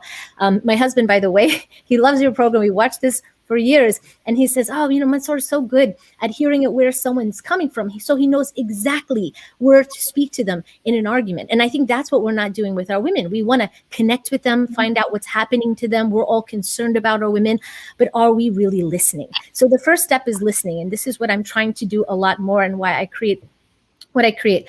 The second one is to connect with them, and this is the harder one. I've worked with many, many Muslim organizations, and I've even helped to lead them, and I have yet to find one that does this in a very, very consecutive way, in a way where they're really trying to do relationship building. So the second phase is to connect and build real relationships with them and mentor and support them long term. I find these little things pop up here and there, but I would love for more Muslim organizations to do that, because in doing that, we gain the understanding and trust, and they feel heard, which leads into the third phase, which I think as da'is, everybody is looking for, which is to educate and reform. And Sister Fatima, she spoke very well on the fact that there's certain things that this generation or the one prior or whatever wasn't given necessarily in terms of the aqidah. And if this understanding was there, if they were afforded this information, quite possibly they wouldn't, fall prey to all of these things that are out there. And so that's something like I try to work in that phase where I'm basically listening, trying to connect on a personal level, develop real relationships, and then coming in with the practical information. And the reason I do it that way, and let me just mention, is because if these types of women, and I don't know if the other women on the panel can agree, as a woman, forget, I'm not a man, as a woman, if I speak publicly against feminism at this day and time, it is very hard. Women will attack you in 2 minutes on any form of social media, because I've seen it. And so we have to be a bit careful. And so that's why I say in this way. And the last point is, again, the other sisters touched on it, and I mentioned it in the beginning, it comes down to the Muslim household. So because our women are not seeing, they're seeing more of the cultural Islam versus the actual real Islam, they're not getting the real picture of what Allah subhanahu wa ta'ala put forth for us as women. And so us as parents, we have to do a better job at making sure in our homes we're actually Islamically practicing, and we're not just following our culture because it's easy and familiar. And the other thing is, as parents, because we talked in the beginning about the self-worth piece, that we're building the self-esteem of our women. Our women are falling prey to way too many of these ideologies because, like we said, they're looking for the answers. And they don't feel they are strong enough in themselves, and they're looking for someone to guide and hold them up. And who am I? And it's something we can control from the inside if we start in the childhood process of making them feel really educated and understanding their place in the world and why Allah subhanahu wa ta'ala does what he does. Very important points there in terms of listening, first of all, to our Muslim women. We have to listen to their pains, listen to their, issues they're having. It's very important. I think that's one of the things that's not happening. We just tend to assume that we know what the problem is. We know what the solution is when we haven't actually listened to them. And your point about, having an Islamic practice at home. I mean, if you just teach our children just culture and cultural identity, then of course you will have this identity crisis that we just touched upon earlier on. We have to provide this Islamic package at home from which they're nurtured, and when they go outside to school, college, and university, eventually they have this framework to live by from the very beginning, so they can actually have this backbone of Islamic education. And importantly, the point about self-esteem and confidence, and I think if we can put one message through from this stream, is to build the confidence that our Muslim women needs, that yes, you as a Muslim, Allah has given you the mind to understand the reason why Allah has created you, and that enough should give you the reason of your purpose in life and understanding of your place on earth. And once you've understood that, this should give you this utmost confidence that you need to take this journey anywhere in any society, whether that be hostile or not. So this self-esteem and confidence is paramount. It's important. And if we can drill this in our mindset, men and women, that this is important. We have to have this confidence, and this confidence leads the way. For example, if you did not have the confidence to wear the hijab or the niqab, you'll always feel there's something wrong. You'll always feel ashamed, always feel insecure. But when you have the confidence, nothing will remain is an obstacle in front of you. So Jazakallah khairan, Jazakumullah khairan, all of you. This is very, very important points that you've mentioned. So I appreciate the points are coming through from this talk, and especially from your perspective. Jazakallah khairan once again. I believe Brother Muhammad wants to make a point, inshallah. Yeah, so I just want to come in here with one sort of clarification, because there's a number of folks that may have joined midstream. Unless they start thinking that we're sort of throwing sort of the entirety of feminist thought under the bus. This is not true. I think it's important to first of all appreciate that there was a genuine Western problem that they had in the US, in the UK, in France. And it came about because of their worldview. So the solutions they arrived at was articulated very early in the program by Ustadhah Aminah earlier. Now, the key thing to understand here is that this solution is not for us as Muslims. And for those that have adopted that thinking midway without understanding where it came from, is I think part of the reason we're having this disconnected discussion today, which is it's evolved. And certainly I think more recently the wave around what they would call this idea of intersectional feminism, where they realize this idea that, oh my goodness, we've been racist, we've been exclusive, it's been predominantly a white, female, Western, privileged kind of pursuit. Well, let's try and bring in some other concepts to it. And what we have right now is feminist, which was about rights to vote, is slowly morphed into a feminism of multifaceted approach, depending on where it lands, on culture, on background, etc., etc. And there's so much intersectionality now. I think they're sort of beginning to miss the point of why this thing happened. And I think this goes back, to the teachings in the Quran, where it's clear that Allah subhanahu wa ta'ala says, if it was not from Allah, it would be confusion. And this is exactly what we're seeing, where any ideology that is not from Allah clearly results in confusion across the board. And we're seeing the manifestation of it now. I just want to sort of make that point. And for those that came midstream, we recognize there was a problem in the West. It's a problem, but it wasn't our problem. It was their problem. And they created a solution that is now even worse. Jazakallah khairan. So we have put the link for the guests to join us in the panel and ask questions, inshallah. While we are waiting for the guests to join us, is there any other point anyone wants to make, inshallah? Can I make a point? Yeah, sure.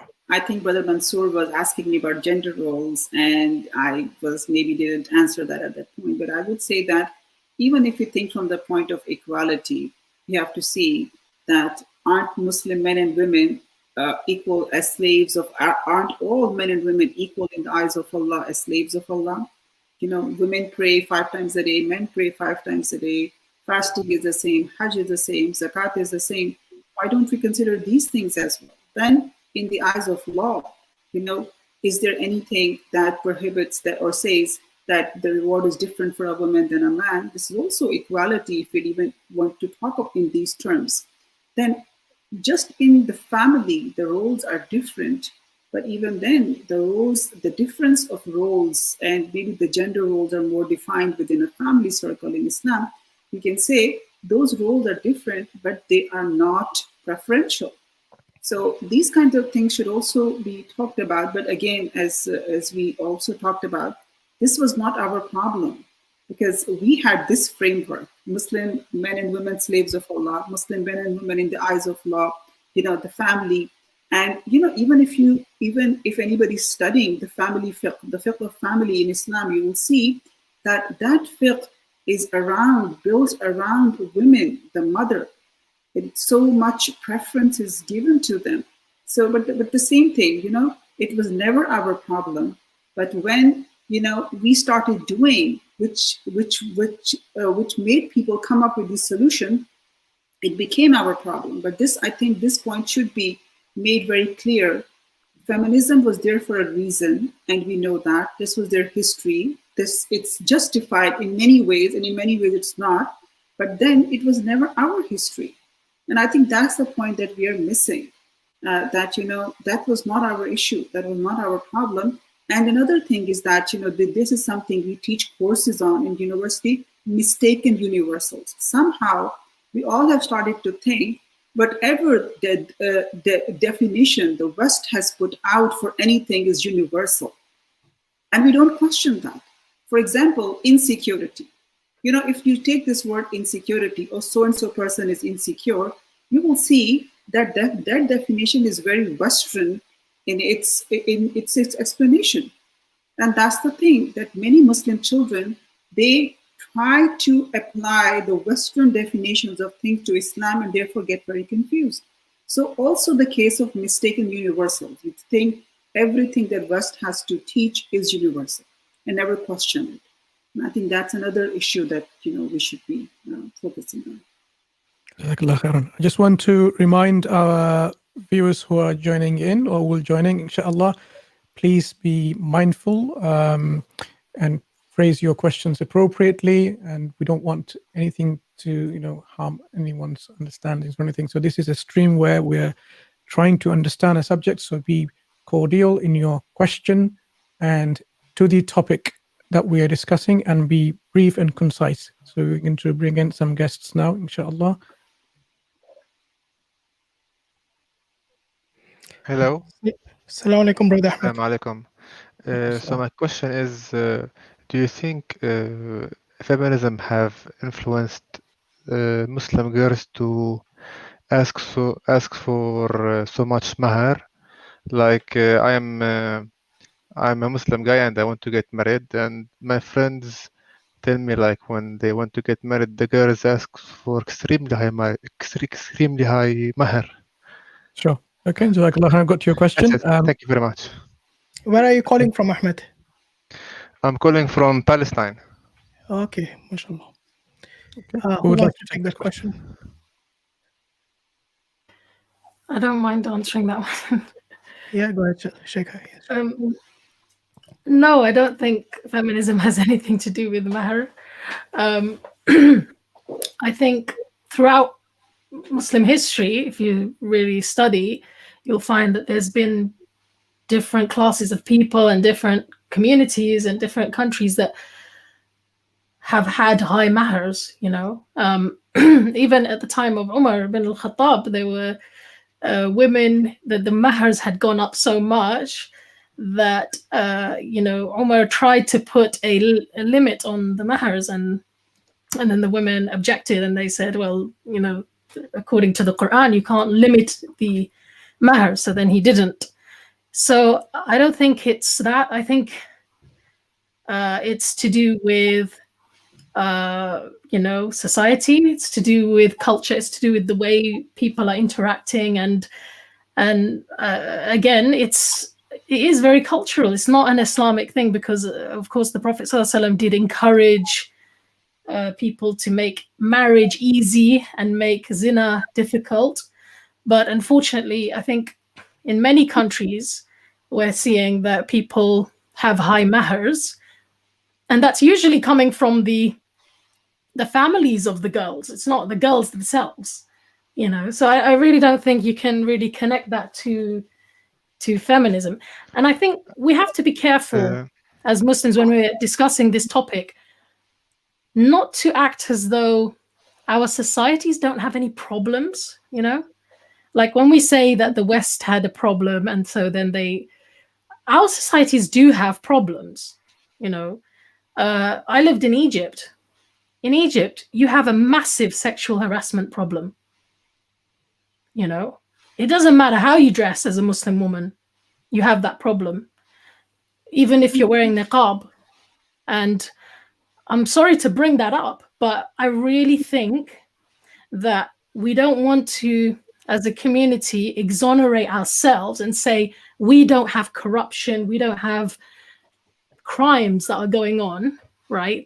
That sometimes anger people and anger women, and then drive them to adopt certain ideologies.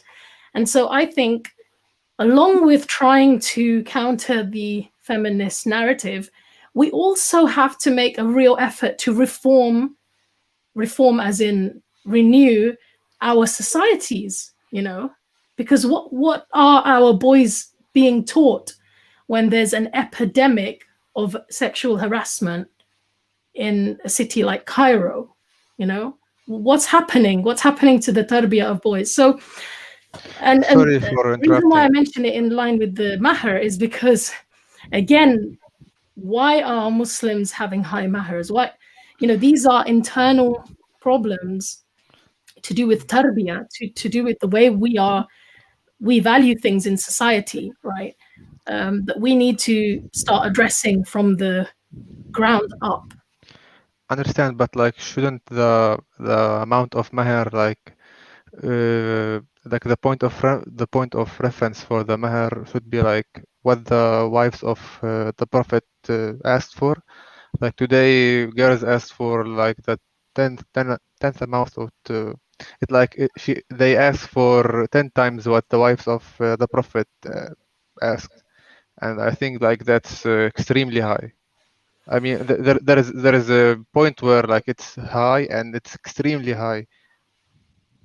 That's my problem. Like, yeah, of course, like people should not be making them exorbitant. That's true, but there's no necessity for it to be exactly the same as the wives of the Prophet sallallahu alaihi wasallam. It's always been the case that, for example, upper class women would ask for higher mahars, right?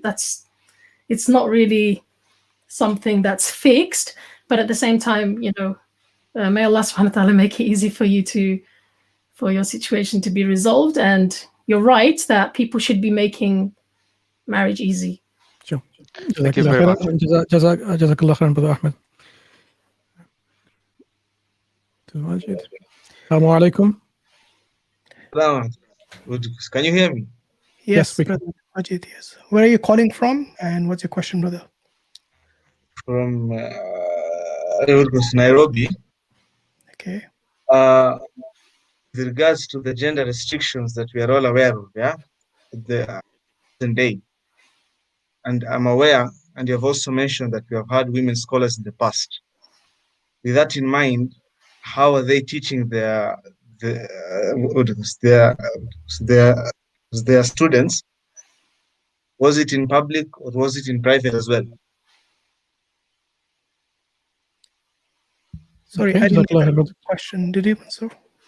So I think one of the key points in your question is how did the Muslim female scholar Yes, teach? Did they teach in public or in private? What was their method of teaching? the gender restrictions that we are all aware of at the moment, the hijab, niqab, and the like. Okay, see. Okay, who'd like to take that? I can answer this question. Go ahead. Yeah, go ahead, Ustadhah. This is a very good question, and it gives us, more insight into what we are talking about these days. So yes, Muslim women did teach, and Sheikh Akram has a book that just came out, Muhaddisat. So he's talking about female scholars, and especially he's talking about the female scholars of Hadith India. And he has, brought about many records of that, and he's saying that, of course, the restrictions are there, and whenever a Muslim woman is in a public space, she will have to observe hijab. Okay? So the like covering herself and all of that, whatever that you have mentioned are there. But they did teach, and this is what it is, because Nafisa, Sayyida Nafisa was the teacher that we know in history, and she was the teacher of Imam Shafi'i. So if you look at many other scholars and you look at the line of their teacher, you see the women teachers are there. They took ijazah, especially in hadith, from women teachers, and they taught in many different places, but always with hijab. So that's the case. So maybe with the understanding might be that some of the teachers would sit behind a curtain and teach. Some of them would teach with their hijabs and niqabs on, but sitting in front of the students. So that was done, but that was definitely done. So there was this, Ibn Hajar al-Asqalani, the great hadith scholar, about his wife. He had a wife, her name was Anas Khatun, and she would give about public talks to people. And this is the legacy of Sayyida Aisha. That, she taught, she went up until Iraq to teach people. Yes, she taught behind a curtain. So yes, people taught like that, but people also taught, with their hijabs on and things like that, and sitting in front of the students. Yes.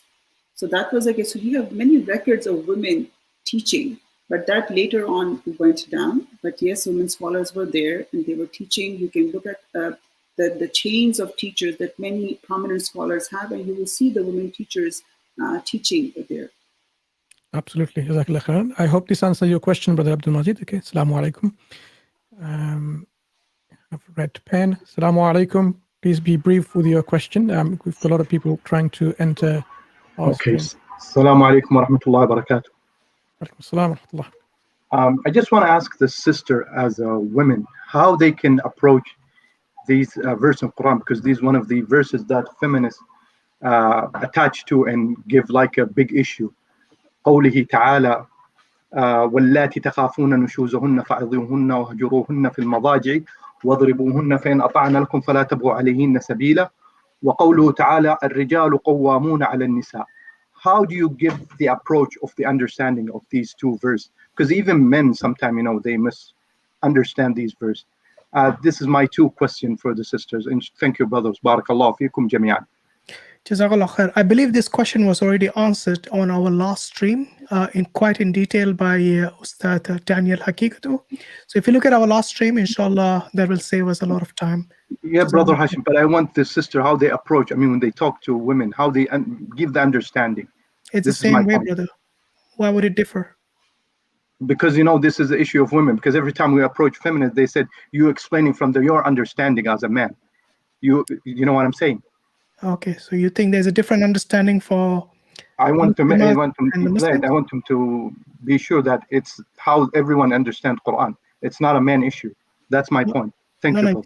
That's why I'm telling you, it's not a man issue. But what I'm saying is that if some scholar or some brother or even some sister explains this to you in detail, and then you keep going and asking everybody else for the same question, then either you haven't understood the previous answer or you believe that the sisters will answer differently to the men.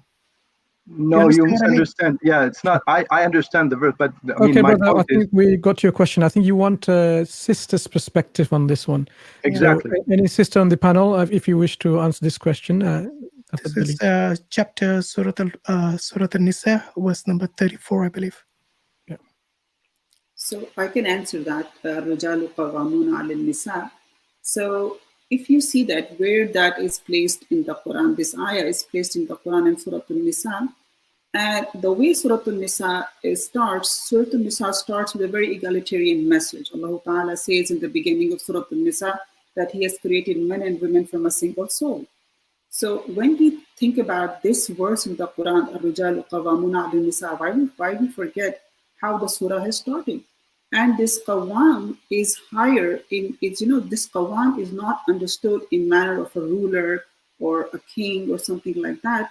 Qawwam, if you look at the overall message of the Islam, if you look at the life of the Prophet ﷺ, men are supporters of the women, and if you look at that, they are higher. This qawwam means that they are higher in responsibility. But that being said, we are all answerable to Allah Ta'ala. And because the problem is always that, because the women, they get confused with concept is that, because they think that women can do what men can do. And this framework creates the problem. It's not that, what they can do and what we can do. It's not about competition. It's about taking our worth and deriving our worth from Allah Ta'ala. So men being qawwam, why should we look it as a problem? I think we should be happy about it, that Allah Ta'ala gave men more responsibility. And Allah Ta'ala saved women from that responsibility, and Allah Ta'ala gave them a different. So this difference is never preferential. That's the problem, because when think qawwam is preferred. No, or a person who is qawwam is going to enter Jannah more easily than a person who is not a qawwam. That's not the thing. The qawwam is just a matter of responsibility, and this qawwama is within the family. A husband is a qawwam over the wife. And sometimes, and again, I will go back to that because this is my background, and as Fatima, Sister Fatima also highlighted, it's not that, we are blaming the West for everything, but yes, because we are Western, so we have to understand that this is our background, and so somehow we look at those things and not understand our own. And the thing is that this is a very Western lens again to look at things, because the West thinks if we accept the gender differences, it will lead to injustice. That's not what Islam is saying. Islam is saying it can be, they're not identical, but doesn't mean they're preferential either. So if a man is qawwam of the family, this is a very functional thing. But whoever reaches piety, whoever reaches to the grace of Allah Ta'ala, depends upon how much a person is pious, the level of taqwa and piety that has. So again, the thing is that this difference, this qawwama and everything is in terms of responsibility, and it is not preferential at all. Okay. Fosiya? Assalamu alaikum wa rahmatullahi wa barakatuh. Jazakallah khair. This has been a wonderful conversation. I sort of want to pivot a little bit to talking about practicalities. So I think we all understand the real impact of feminism on the Muslim family. And I think in particular the impact on families that are either Black or African descent. And the reason I say this is that when we think about, and I don't like using this word because I think now it's very loaded, but that intersectionality. So you have on top of the feminism piece, you have that racism piece. And a lot of Black men or African men, unfortunately, it's hard for them to provide either that nafaqa or, that support for their families because of either underemployment or not given the economic access due to unfortunate racism within the systems. I'm sure you experience this in the UK as well. So what I would like to have a conversation about perhaps is how can we counteract this impact of feminism, whether it is economically, socially, other ways as a Muslim community, so that we can recalibrate and we can restore that balance and uplift the Muslim family. Jazakallah khair. Who would like to answer that question?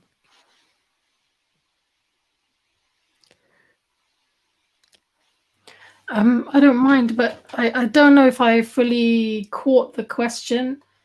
Is it that the problem of nafaqa, you said, in the family? Sorry, could you just repeat it? Yeah, absolutely. I think it's just in general.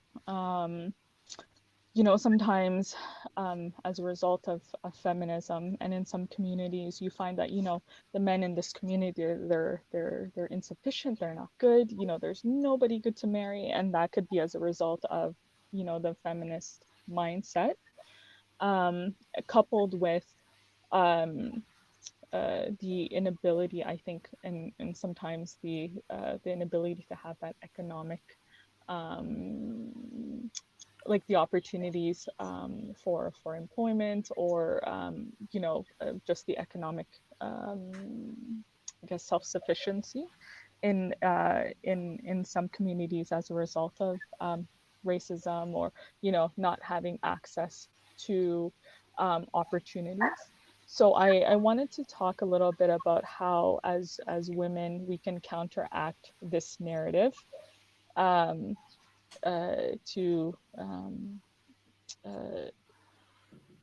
because I suspect that's another reason why feminism is so prevalent, because of course there's all these systemic barriers that's preventing or creating barriers, essentially.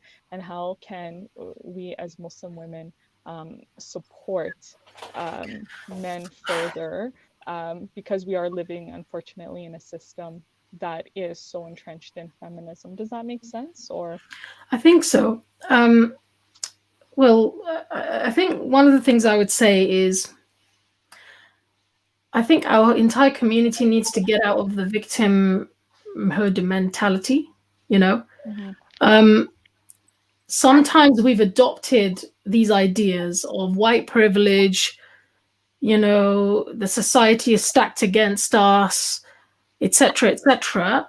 And of course there's oppression in society. Of course there are, you know, inequalities and struggles. But I would argue that every single human being, every strata of society has its privileges, right? And its, you know, disadvantages, right? So as a Muslim, I believe that we should consider ourselves to have Muslim privilege.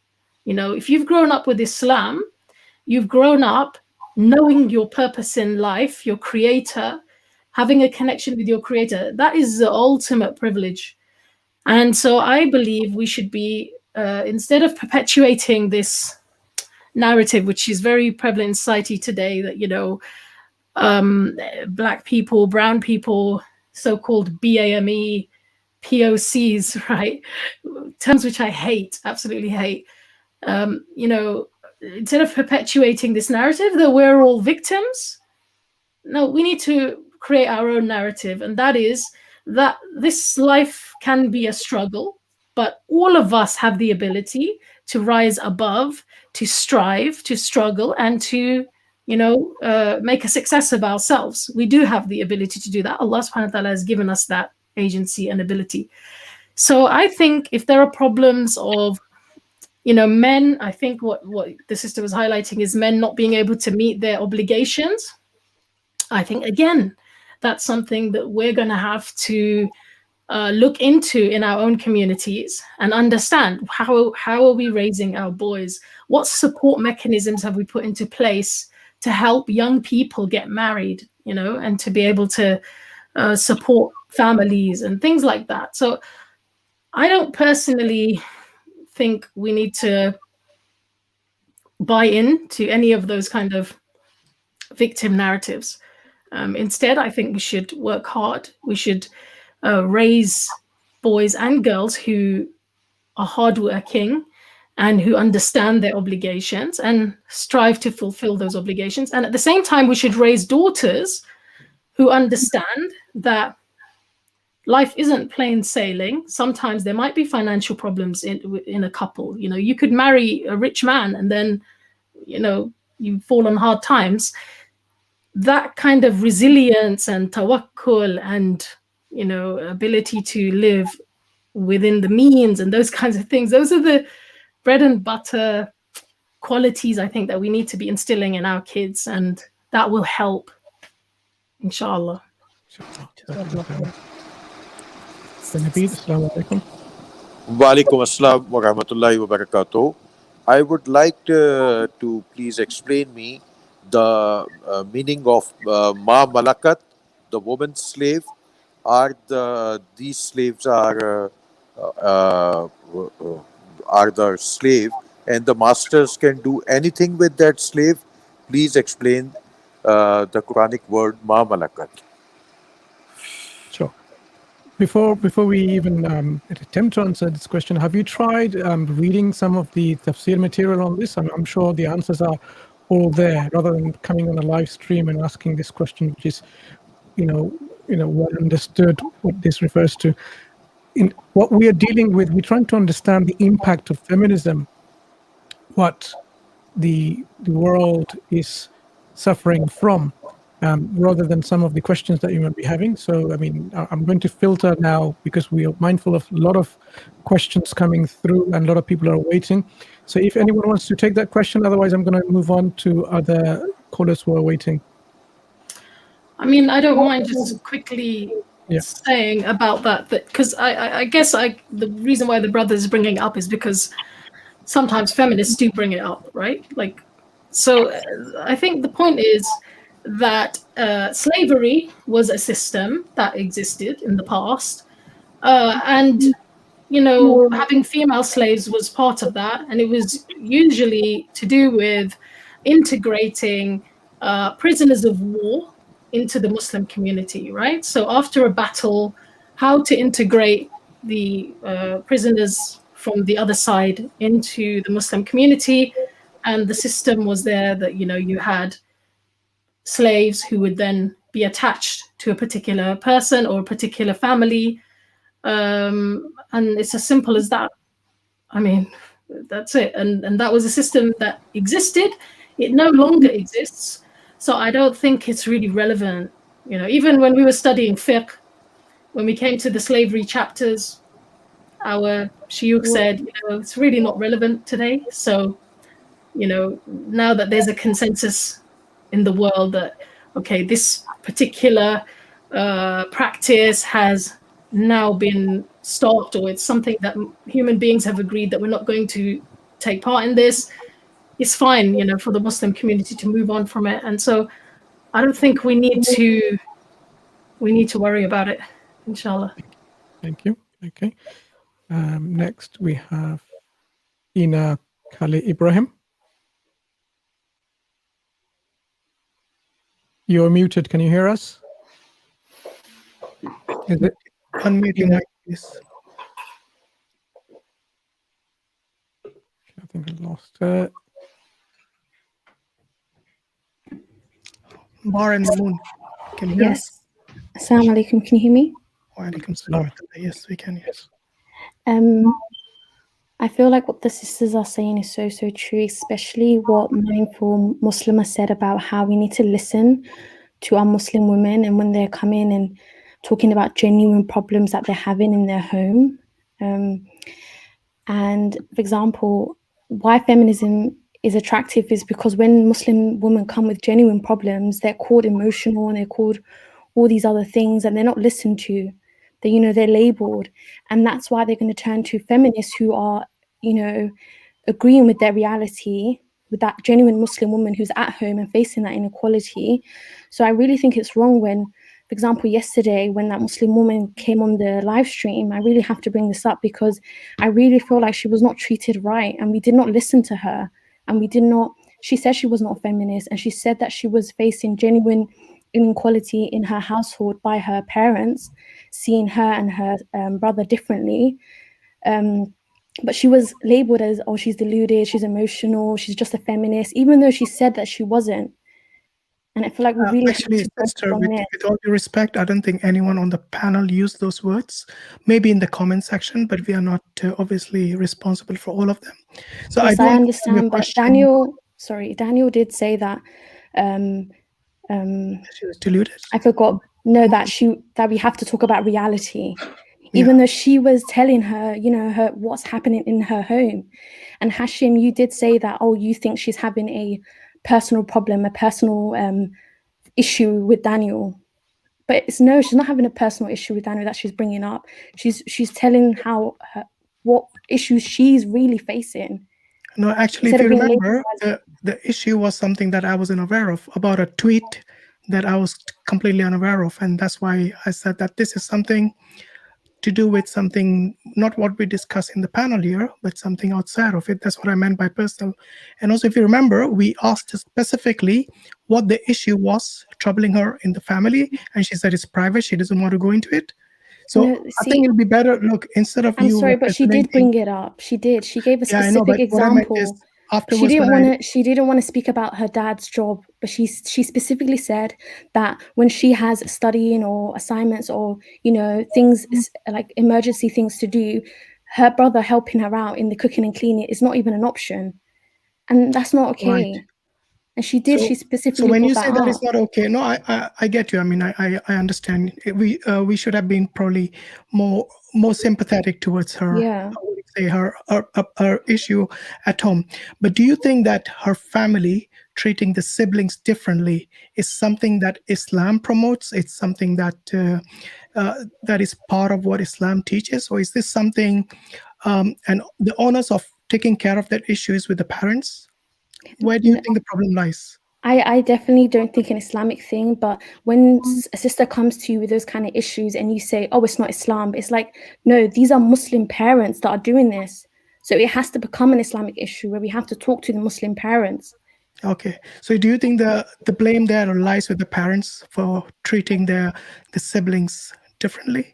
Yeah. So I feel like, okay, a girl can cook and clean, but if she has studying to do, she shouldn't watch her brother lay on the couch. He could just help her, you know? And this should be implemented in boys, this idea that men, no matter what, they shouldn't even be in the kitchen. I feel like it's a wrong, it makes Muslim women feel like, oh, I'm just a machine to cook and clean. My studying doesn't matter.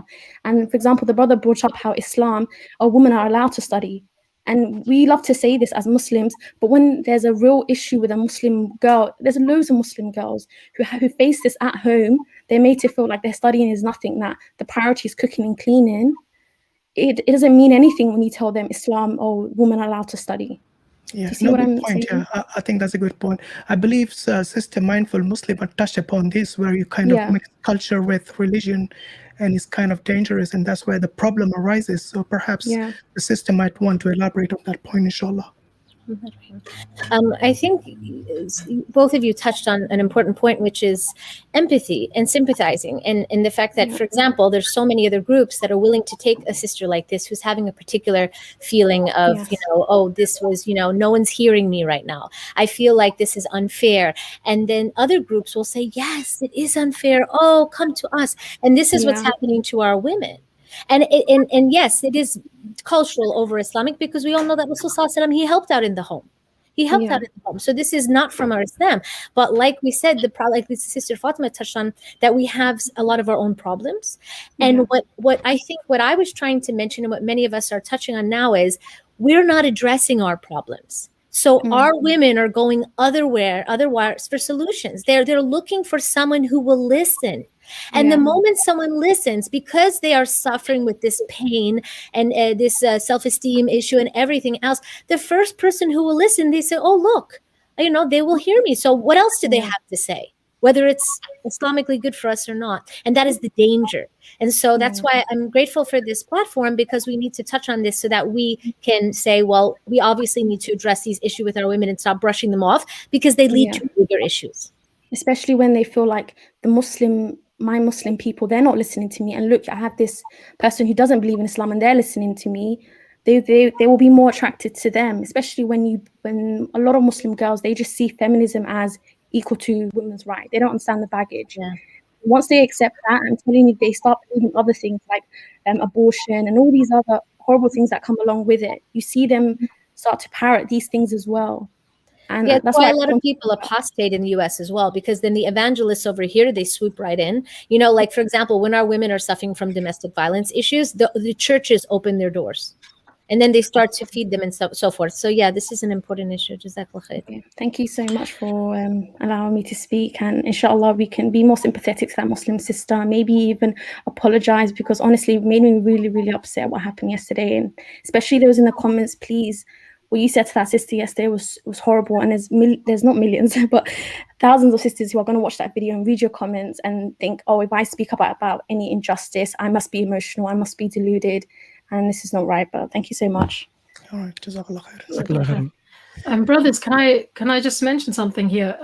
I think the point that the sister made, it really highlights something that I've been experiencing as well, which is that I've been taking sessions with teenage girls, and one of the things you find is they have a lot of these types of complaints, you know. So there are perceived or real injustices, or, you know, unfair treatment and complaints that they have within their homes, and I think or that they've heard of in the Muslim society, or misconceptions they have about Islam. And then because nobody is willing to really engage with them, you know, and not willing to listen and not willing to gently explain something properly, I think some of them get very disenfranchised with our own community. So yeah, I think it is very important to understand that often, you know, Brother Hamza always says that people who have doubts in Islam, often there's an emotional reason for those doubts, right? There's something that happened to them, you know, they were beaten in the mosque by some sheikh, or you know, whatever it is, and they've taken that experience, because as human beings we are emotional, you know, we're not purely rational. We will take that experience and then we will, you know, extend it and think that maybe this is what Islam is teaching because my dad's religious, my mom's religious, etc. So yeah, I do think it is very important for us to provide sympathy, support and empathy to people, and to reinforce to them that those attitudes are not Islamic necessarily. Maybe they're part of that culture. And if you want to change culture, the way you do it is by raising children and, you know, changing the culture of your own community through working hard, engaging, etc. Barakallah feek. Absolutely. Brother Afzal, Assalamu alaikum warahmatullah. Please state where you're from, where you're calling from, and what's your question? Can you guys hear me, guys? Yeah, we can hear. Assalamu alaikum. My name is Afzal. I'm from Afghanistan. And my question was, we can use the history of our Islamic history, like kings and caliphs, that women were as a queens or as a something in the history. Can we use history as a to justify that feminism or women's rights in Islam? Not feminism, women's rights in Islam. Can we use history to justify women's right in Islam? Is that what you're saying? Yeah, Islamic history of women. Oh yeah, okay. I can take this question. Okay. So, yes, brother, that's a very good thought. I truly think that Islamic history and Sirah being part of that, starting with the Sirah of the Prophet ﷺ, we can highlight these role models, because role models are needed, especially for younger people and for us all. So when we see role models, we try to, you know, emulate them. So I think Islamic history and, you know, especially the Sirah. But do understand that there is Islamic history and then there is a Muslim part to it, which is not that perfect. So, you know, because Islam is perfect, not the Muslims. So, but yes, I think that's a very good resource, and we can bring out some good role models from there and present it, of course. Why not? Okay, Assalamu alaikum, brother. Let's bring in Suboor. Assalamu alaikum. Wa alaikum salam. I just randomly joined and saw this great panel. I thought, why not just jump in? So my question is to Raja Bhai, that, you know, in Pakistan, we're obviously seeing the genesis of feminism and the West is far ahead. But something that I experienced, and I maybe want you to give your perspective from your sort of from your wide experience across the country, I found the feminists in Pakistan to be very vulgar, right? I was in Government College Lahore and all these other places, and it wasn't like moderate feminism. It was like a radical feminism. So could you just give a few thoughts on that, please? Jazakumullah khairan, bro. Suboor, it's good to see you here, mashallah. What I'll say is that the mainstream majority of women in Pakistan are not pro-feminism. As a matter of fact, we have the Aurat March here every year, but right parallel to that Aurat March, there's another march happening, which is, I think, known as the Haya March or something similar. And these are also women who are wearing hijab, maybe niqab, and they are practicing Muslim women who also march for actual women's rights. And they don't get highlighted on the mainstream media, but who do get the media attention is actually the people from the Aurat March. And yes, you are correct in saying that over the past few years, last 2-3 years, the kind of banners and placards that they've been displaying in the Aurat March, they have been quite obscene, first and foremost.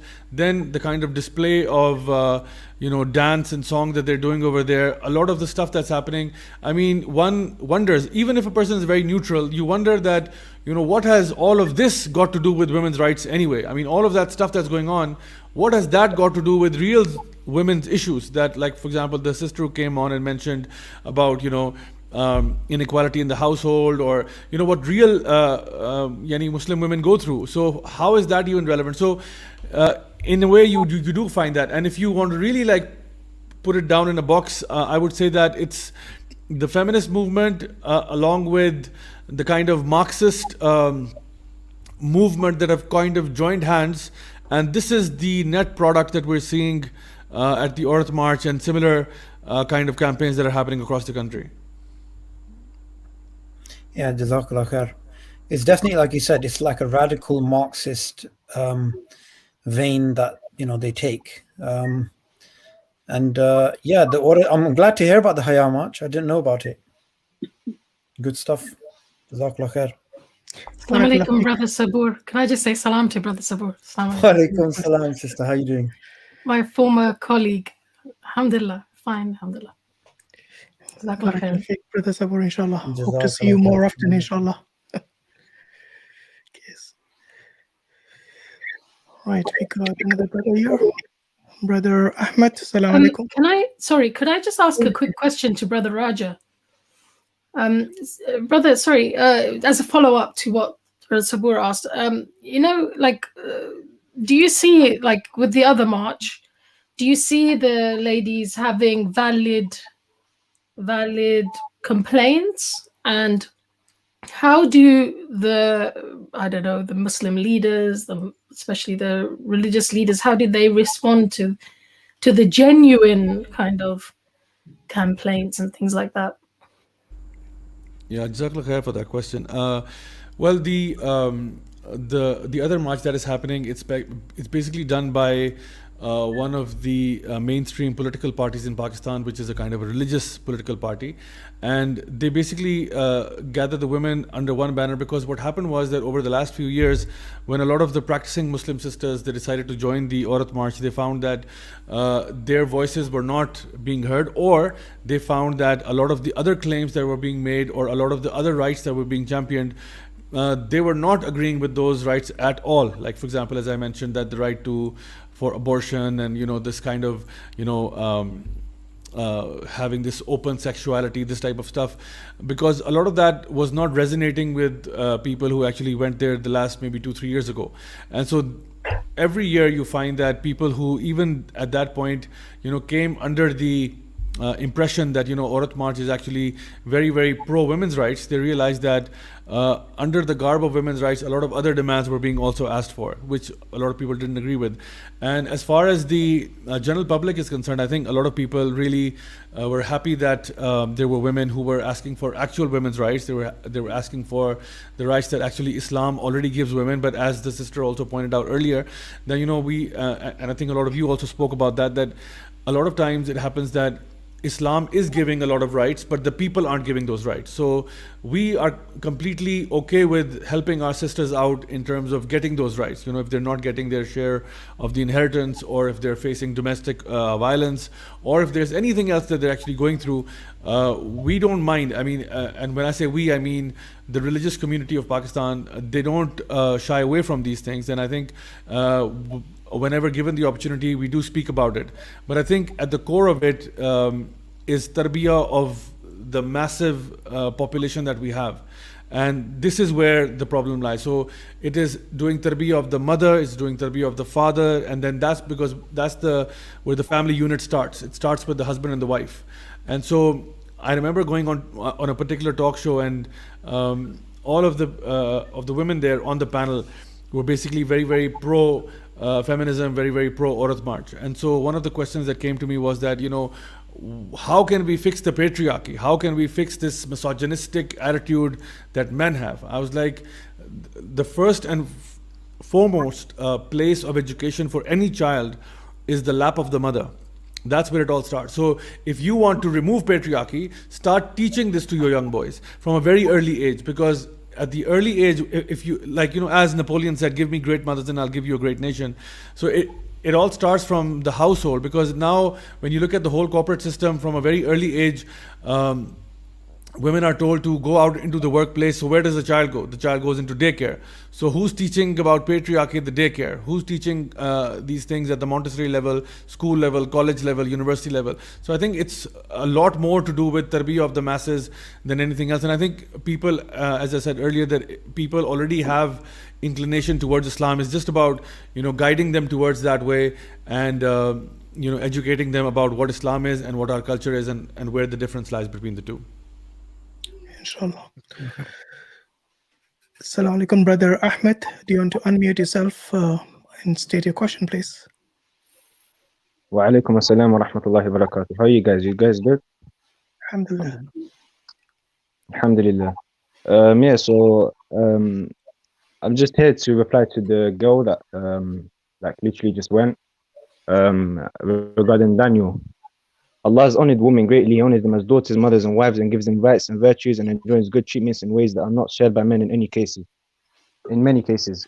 And just to give context to what, and I want to see the sisters as well to react to this. I'm not sure if they know what exactly happened regarding that situation, but there was a Muslimah who posted a tweet, and I'll read you the tweet now, which was, if rape was about how revealing clothes were, then women fully covered in niqabs and jilbabs would not get raped, but they do. And Brother Daniel replied saying, if seatbelts were about saving lives, then people wearing seatbelts would never die in car crashes, but they do. So I feel like Daniel was, that the girl that came on previously, she was going based off emotion. And what Daniel was trying to say, that she's more sensitive towards her own personal situation rather than the Muslims who are feeling let down. Because when we have, I don't want to backbite or anything like that. May Allah bless the sister who posted the tweet and guide her. But this type of tweet that it's almost demonizing the role that hijab and jilbab have in society. Like it's almost saying like it has no use, it has no value. And I felt like Brother Daniel was trying to defend the right, and that the jilbab in fact does have a Muslim identity. It does have benefit. It has rational behind it. And I did feel that what the sister said was unfair regarding Brother Daniel's comments. And yeah, I just want to have the sister's intake on that. Yeah, let's not make that more controversial than what it already is. The main point I think everybody is saying is that we should be more sympathetic in our approach. Maybe some people take the words in a different way. Okay, maybe they think it's something which is harsh or something. We get the same, criticism when we are at Speaker's Corner. You know, in the way we speak, sometimes it might come across as harsh and not sympathetic. We know we can't be in that state all the time. So depending on the emotion, depending on the conversation, it can differ. From at the end of the day, we are all human, yes. But the most important thing is that the issue is that Daniel wanted to basically focus on in that particular conversation was the sister was having some issue with the siblings being unfairly treated by the parents. And I think that is a bit that Daniel did not probably understand or get, or probably didn't hear it. So he asked her again, what is the problem? And she didn't want to say. And then the conversation started about the tweet. So let's not prolong this any longer, because we've got lots of... Anyway, brother, let's not drag this any further. This is not a platform where we're trying to, just go about people and personality. The issue is about, as Shaykha Fatima and Sister Muslim Mindful Muslim already touched upon, we need to listen with empathy and with sympathy. I mean, there's no ifs and buts on these issues unless we listen and understand, and also need to, appreciate that people's perception may vary. I mean, sometimes, I don't really think how people view me when I speak very loudly, and only when I look at the comments. For example, when I rewatch my videos, I realize people are saying, you're being very harsh, but that was never my intention. So often our perception are misunderstood, or seen differently. So we have to really have some kind of introspection as well, just to see, how do we come across people?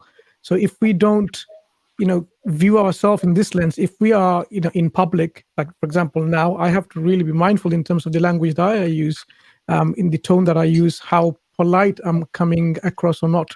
So this is a lesson and education for everyone. And inshallah, may Allah guide us to this knowledge and understanding, so that, we can all benefit from each other, so that, at the end of the day, we aim to learn and use that knowledge in practice for the benefit of the people. So Jazakallah khairan for coming along, brother. Assalamu alaikum. Let's hear from Sister Lena. Assalamu alaikum.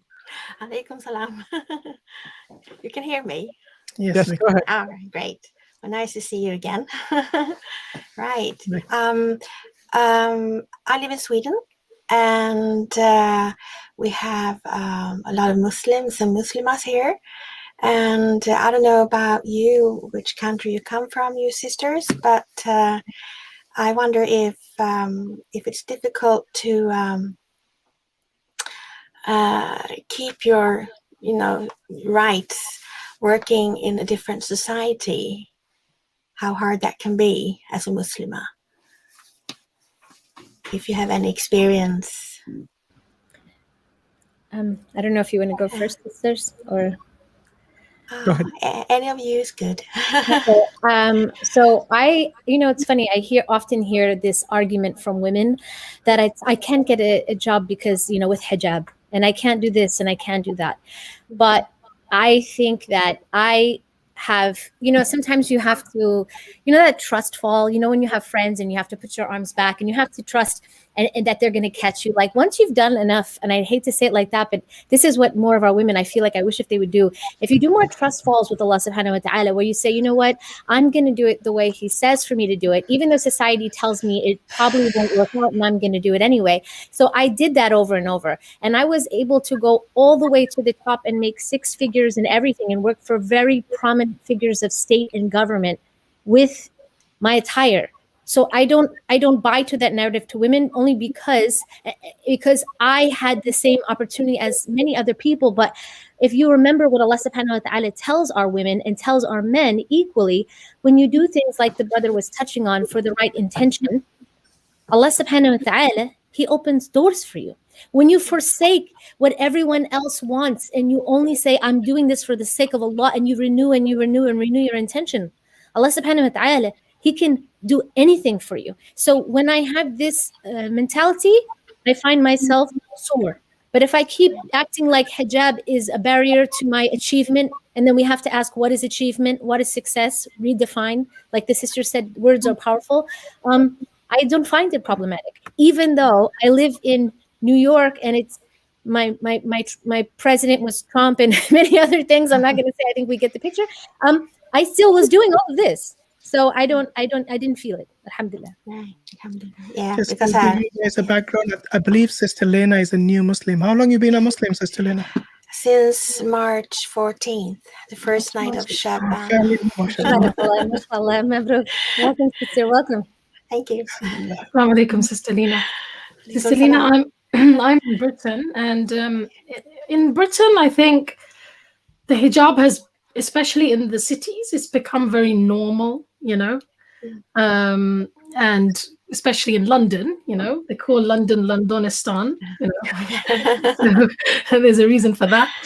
And I think there are even areas where the niqab is normal, you know, in London. So I think British people generally, and especially Londoners, are very accepting, and in my experience, and they have been very accommodating, you know, culturally sensitive and all of that.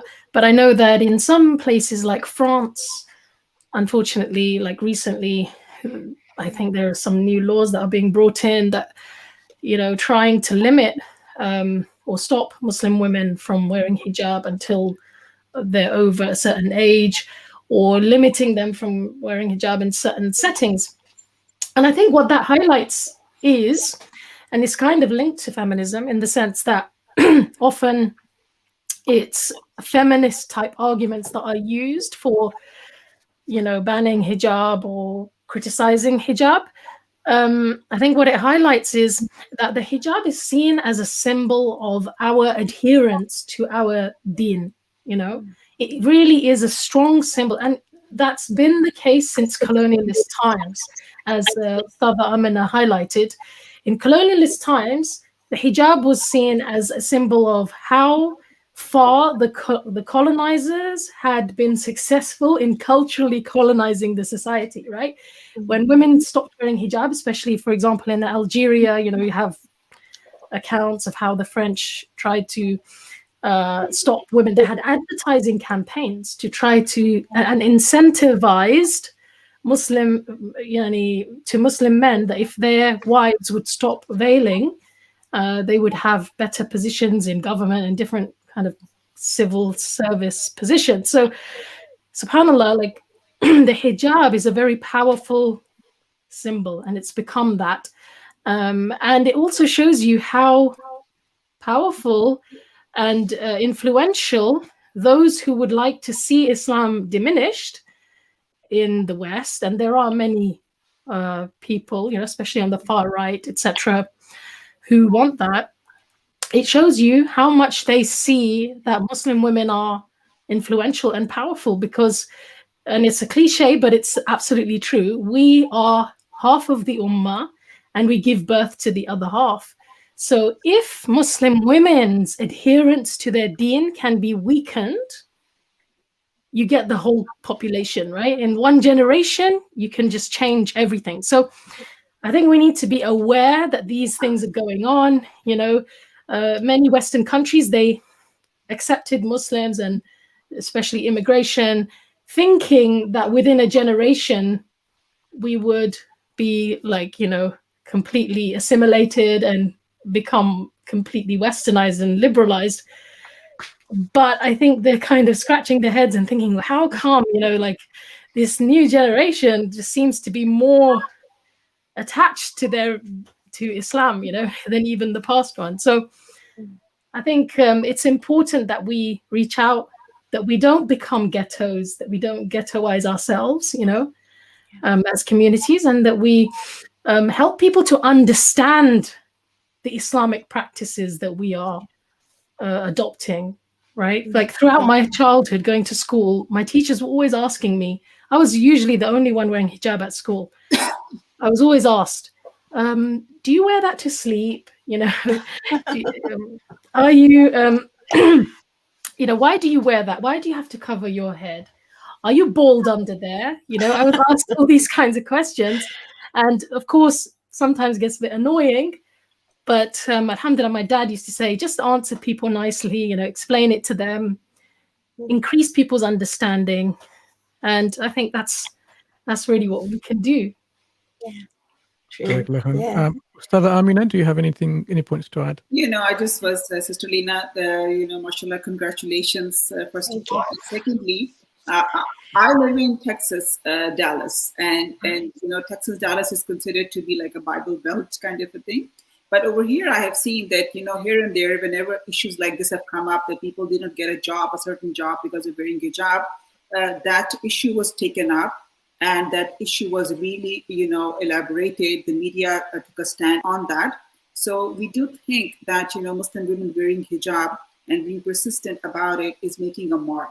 So in the past 2 years, this is what I've seen. And personally, I'm in academia, and I teach faiths, different faiths. And I see that, me wearing my abaya and my hijab and teaching a class and teaching people of different faiths is always very welcomed in a good way. Right. Well, sounds interesting because I used to work as a substitute, and I heard that if you put a shawl or a hijab, you're not allowed in. Oh, wow. And even though we don't have any official rules or regulations, I think that the principal or the school might do this, freehand, as they please from community to community. I'm not too sure about that, but they were totally forbidden. Yes. And a board. So. It goes from person to person and from organization to organization. Yes. Yes, so it's I'm sorry, I think I'm losing you guys here. The internet has been weak here today. You're welcome to Londonistan anytime, sister. Yes, thank you. Great. Barakallah feek. Let's go to Assalamu alaikum. Sister or brother Zamzam, last time you were a brother, so I don't know how to address you. That was my brother. Sorry about that. Assalamu alaikum, sisters. MashaAllah, it was a really good stream. I've learned a lot. But I just had a question. Other than culture, there is extremist shiur, who, if you listen to them, they belittle women using hadiths and Qurans and stuff like that. And that's scary because alhamdulillah, I know my religion, alhamdulillah, and I know my Rabb and everything. So it doesn't get to me. But if other people watch it, they seem like, what's going on, really? So I just wanted to say, how can we approach them? That's a good question, actually. So you're right, sisters, that there are certain individuals who do something just like that. But we can, first of all, understand that this is something that they do. And still at the end of the day, even if a person is a sheikh or a person is a person of knowledge, still at the end of the day, they are human beings. And human beings can make mistakes. We do not attach our deen to personalities. So we learn what is good and we leave what is not. So that's the one thing. But how to approach them? I think, we should raise our arguments, then raise our voices. I truly believe in that. And I truly think that, if we want to reply to them, we might better give a better, argument in regards to that and not try to take them on, probably, my approach is that why waste time in taking them, on and, going into arguments with them? Why don't we, teach people in a better way and and then give the choice to people? Then they can decide what is wrong and what is right. At the end of the day, I'll tell you this, if people are really willing to learn, they will learn the right thing. But if people are not willing to learn and they want to stick with what they think is right or what benefit their interest, nobody can teach them at all. Can I make a little comment there? So true, mashallah. Sister Zamzam, it's an interesting question. I think one of the problems in our age is that fiqh and Islamic preaching has become so internationalized that sometimes something that might be true for one country and one culture, we're hearing it in a different context, in a different culture, and it doesn't make sense to us, right? So, for example, just as a typical thing, like say, this might be a crude example, but like say you live in Saudi Arabia and you ask a sheikh, is it okay to wear trousers, right, for a woman? And the sheikh, I've heard shiuk in the past say, no, a woman shouldn't wear trousers. Trousers are men's clothes, meaning inside the home even. And that might be true for that culture, because in that culture, women never wear trousers, right? But in the West, for example, we know that there are women's trousers and men's trousers. We know there's a difference, right? And we have a different culture. So sometimes we hear that fatwa or that opinion from a scholar in another country that might be true for that country because that's seen as men's clothes, for example. And we think, oh, that's so extreme, right? Because it feels like that for our context in our country.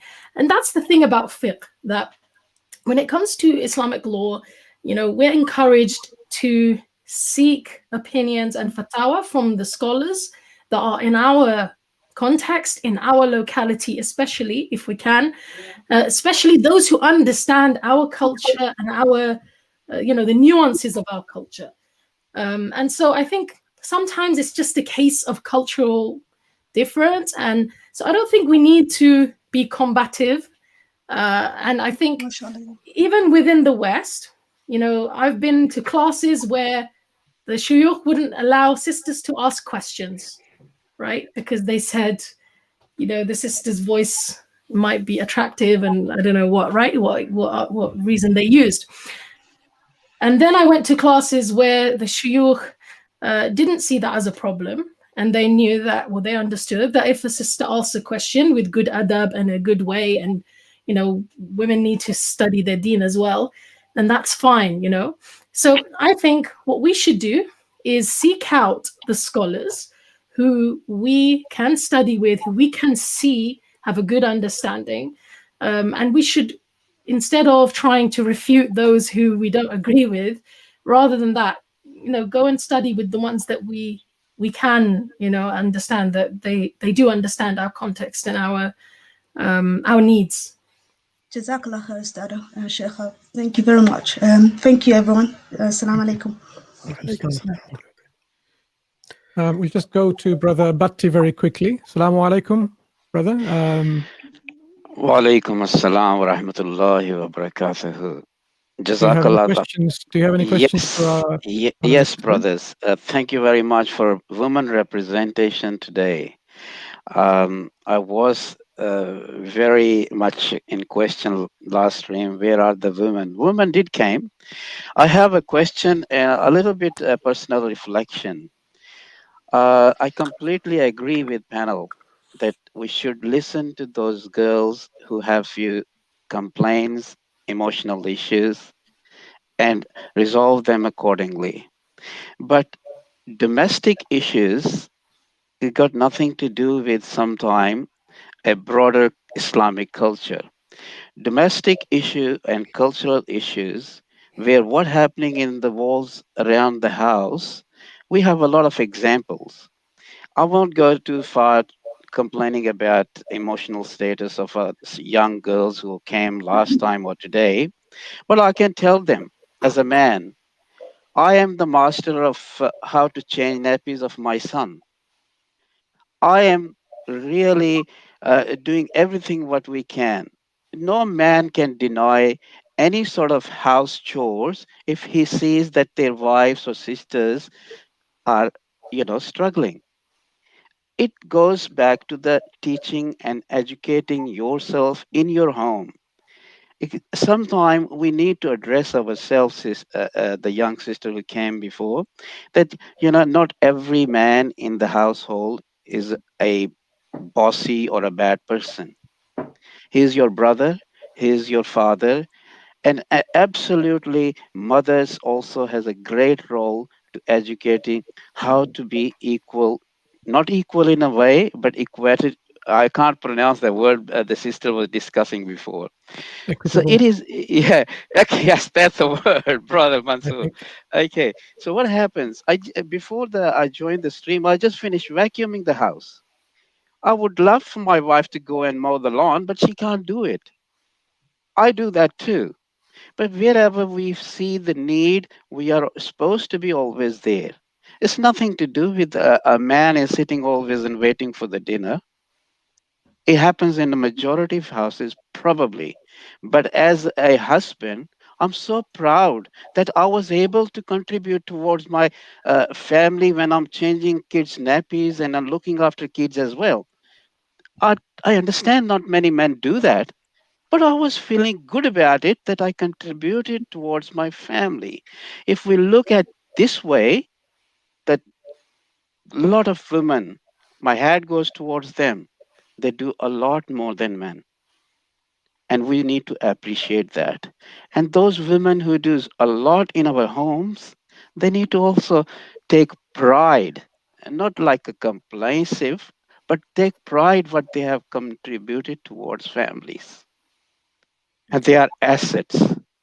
Everybody, as all these girls up there, my sisters have said, we all have been given roles. We are not really equal. Man is a man, a woman is a woman.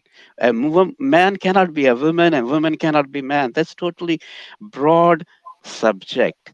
But in a home environment, a lot of girls have some issues, emotional issues, uh, complaints that can be addressed by listening by some of the helping workers, social workers. And also, it goes back to again what I initially said, our own household environment, how we train our kids. And I'm thankful to my great mother. Again, there is a woman who taught us to respect each other at home, look after each other the way we could, and give hand towards each other. Thank you for giving me opportunity, Brother Mansur, to say my few words. And sister probably going to say something. I will carefully listen. Thank you. You can listen in the back chat. Okay. Jazakallah khairan, brother. It was nice to hear, you speak in that way. You sound like a very supportive husband. And I think you're right, that these are human characteristics, right? Like human beings, if you see another human being struggling, you help out. It's got nothing to do with, and I think we need to get out of that mindset, don't we, of my rights and your rights. And, it's really not about that. It's about mutual cooperation, right? That's how a healthy home is built. So yeah, I think it's important that parents are aware of that. And there's so many things like emphasizing, aren't there, in Islam, the equal treatment between children. And I think that's something that I'm not saying that boys and girls need to be brought up in exactly the same way necessarily. No, but what I'm saying is that parents have to be very aware that children don't grow up with complexes because they feel that one sibling was treated nicer than the other. Like you said, these are human things. These are not really strictly to do with religion per se, or because obviously Islam teaches us to care about one another and to fulfill each other's needs, and that's a general thing, right? You don't need to be told that. Yeah, that's something that as a human being you should want to do. Jazakallah khair. Thank you. Absolutely. I can just add one thing to that. If we just add this layer to it, there's Prophet Muhammad sallallahu alaihi wasallam. He used to do housework in his own home, and add this to, so that this might become a source of, piety for us. So if he is the best of a human being can do it, who else is left then? Yes, Sister Aminah, I absolutely agree. But some of our sisters have this issue. I heard it. I relate to it. There is huge culture issues, some part of this world. We understand that. But we need these men to come out as well to say, look, we are here. We do what we can as well. This is not the issue that we should have to go to a live stream and complain about our home issues. I understand this may be going towards a lot of other households in particular country, for example, or for certain cultures. But I am quite confident a woman who is such educated and who is so brave, who can come live on a stream and raise issues of her personal home, can raise this issue within her home as well. Inshallah. And she can definitely address this. Thank you, Brother Mansur. I was going back to that issue. My apology, but inshallah. Can I just highlight one more thing regarding this topic, because just so that it's not too one-sided. I want to also say that I think as women and as daughters, we also need to be brought up to recognize what the men are doing, you know, outside the home, right? So in a typical Muslim family, the man is responsible for earning the money and, you know, providing for the family, and the woman is obviously going to be somebody needs to take care of the home and raise the children, right?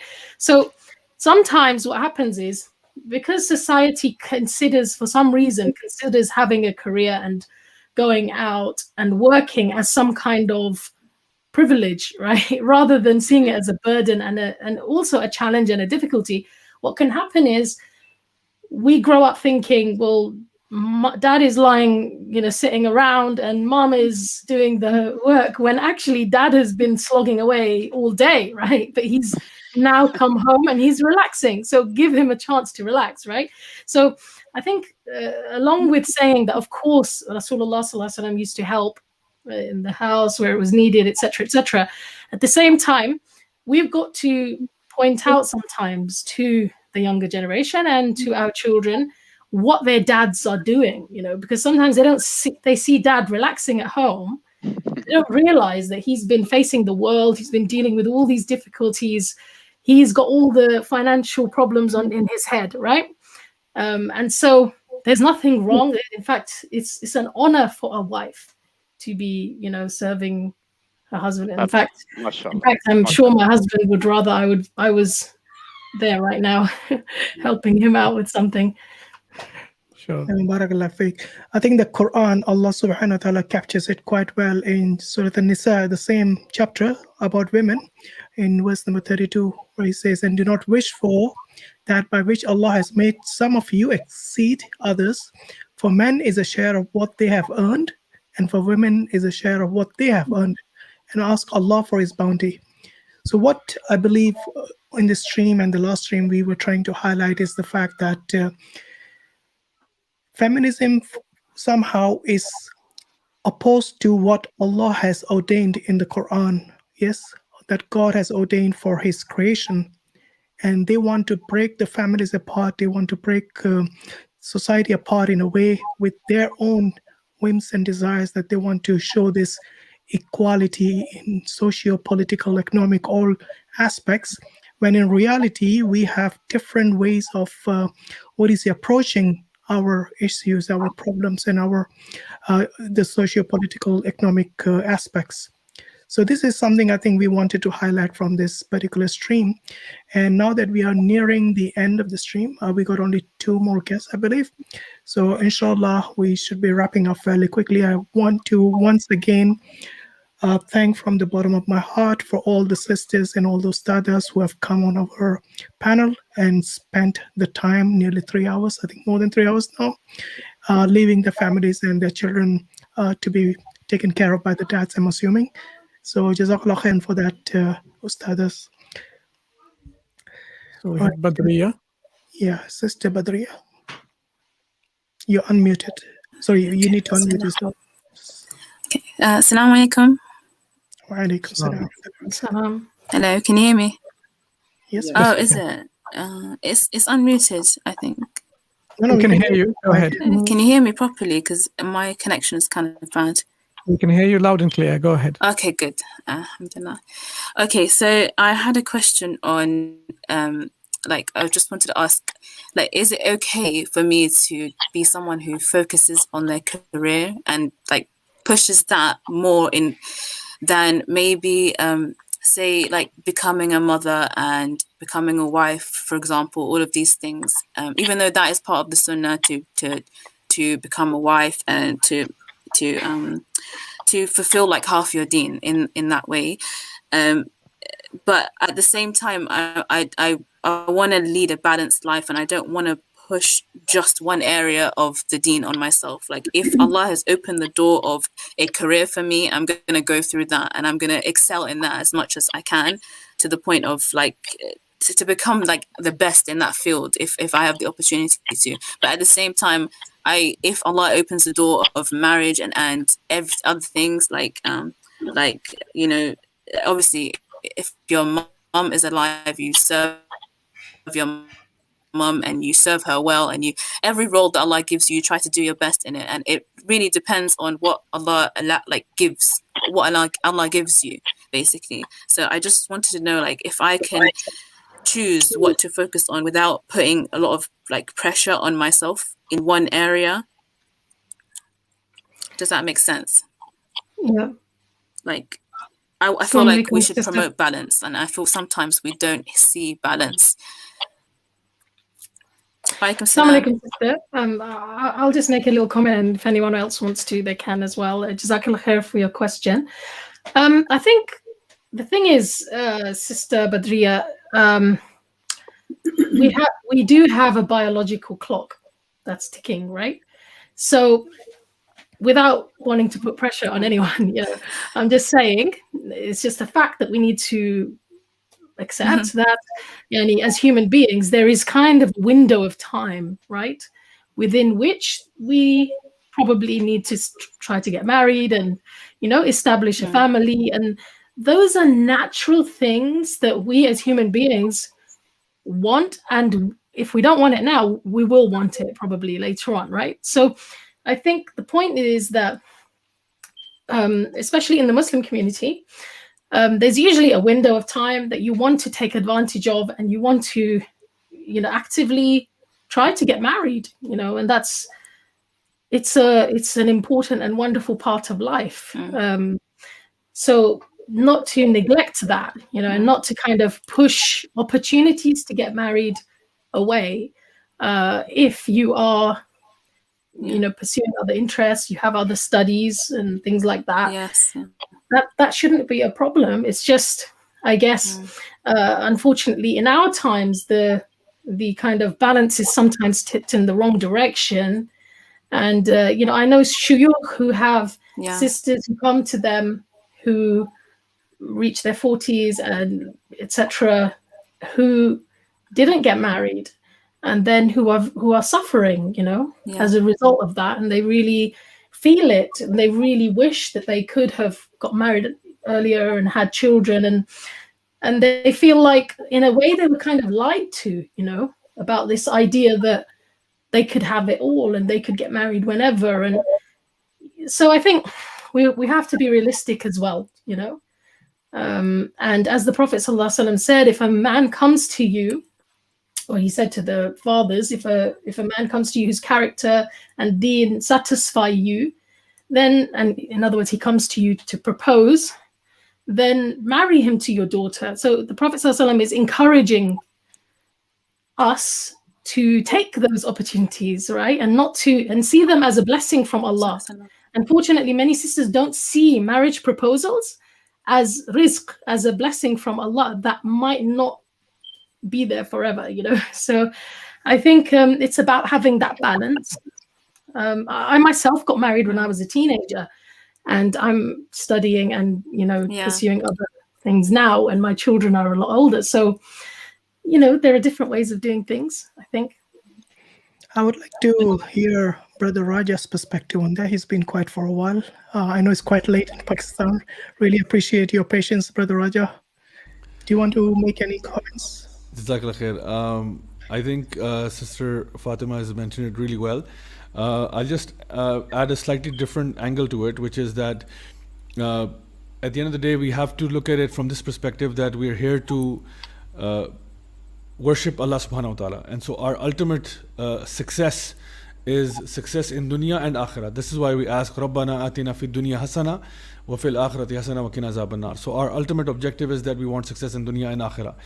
And if you want to be the best, because for myself, as per the hadith of the Prophet sallallahu alaihi wasallam, he said, love for your brother what you love for yourself. So if I want like A grade in akhirah, if I want an A++, or if I want an A star in the akhirah, I want to know what the best of people did. So when you look at it from the women's perspective, the leaders of the women of paradise have been mentioned in the hadith of the Prophet sallallahu alaihi wasallam. He mentioned about Maryam and Asiya and Khadija and Fatima. May Allah subhanahu wa ta'ala be pleased with all of them.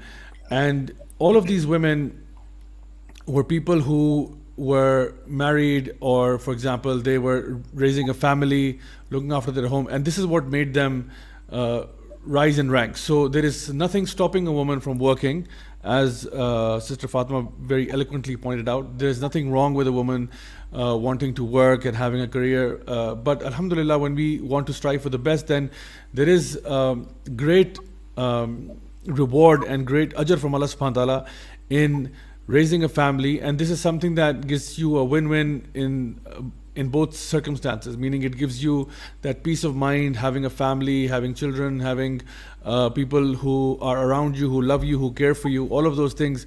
And if you can at the same time balance your career as well, then all the more power to you. So inshallah, we should just make sure that in terms of our goals that we have, we don't neglect our akhirah goals in terms of achieving our dunyawi goals. So inshallah, if you have a balance of that, that's the win-win situation we can have.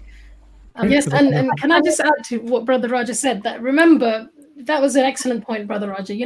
When we're lying in our graves, dear brothers and sisters, all of us, whether you're a woman or a man, when we're lying in our graves, there are very few things that are going to continue to benefit us. We've been told there's only 3 things that will continue to benefit us. One is sadaqah jariyah that we gave, sadaqah that is ongoing. One is some knowledge that we left behind that continues to benefit people. But one of them, which is very, very powerful, is a righteous child making dua for you, right? So I don't think we can really underestimate the investment that a child and raising a family and, raising and being married and the maturation that takes place in all of that, is for you as a human being, but then also the reward and the benefit, as a believer. I don't think we can underestimate that. Yeah, I think that's a very powerful point, because righteous children they're not born, they're made. Yes, and this is from the parents. This is from the upbringing of the parents, and obviously the education they receive, which again falls on the parents. So it's quite important to make that assertion when we talk about topics like this. And also, this life is short. Your career will only go so far. Your life is short, and the akhirah is something which is eternal. So we should work more for the eternal, for the unending, rather than one which is quite limited in its duration. And kullu nafsin dha'iqatul maut, every soul will taste death, whether you're a Muslim, whether you're non-Muslim, practicing, non-practicing, regardless of that. So inshallah, we should all strive to not only be righteous ourselves, but also bring up our children to be righteous and to educate them correctly in the deen foremost. And then, of course, we have to educate them about the dunya as well, inshallah. Brother, can I make one final point just on this? I know we have to move on. I want to say, because I'm noticing this is a big trend in the US, the pursuits of the career and delaying of marriage and all this.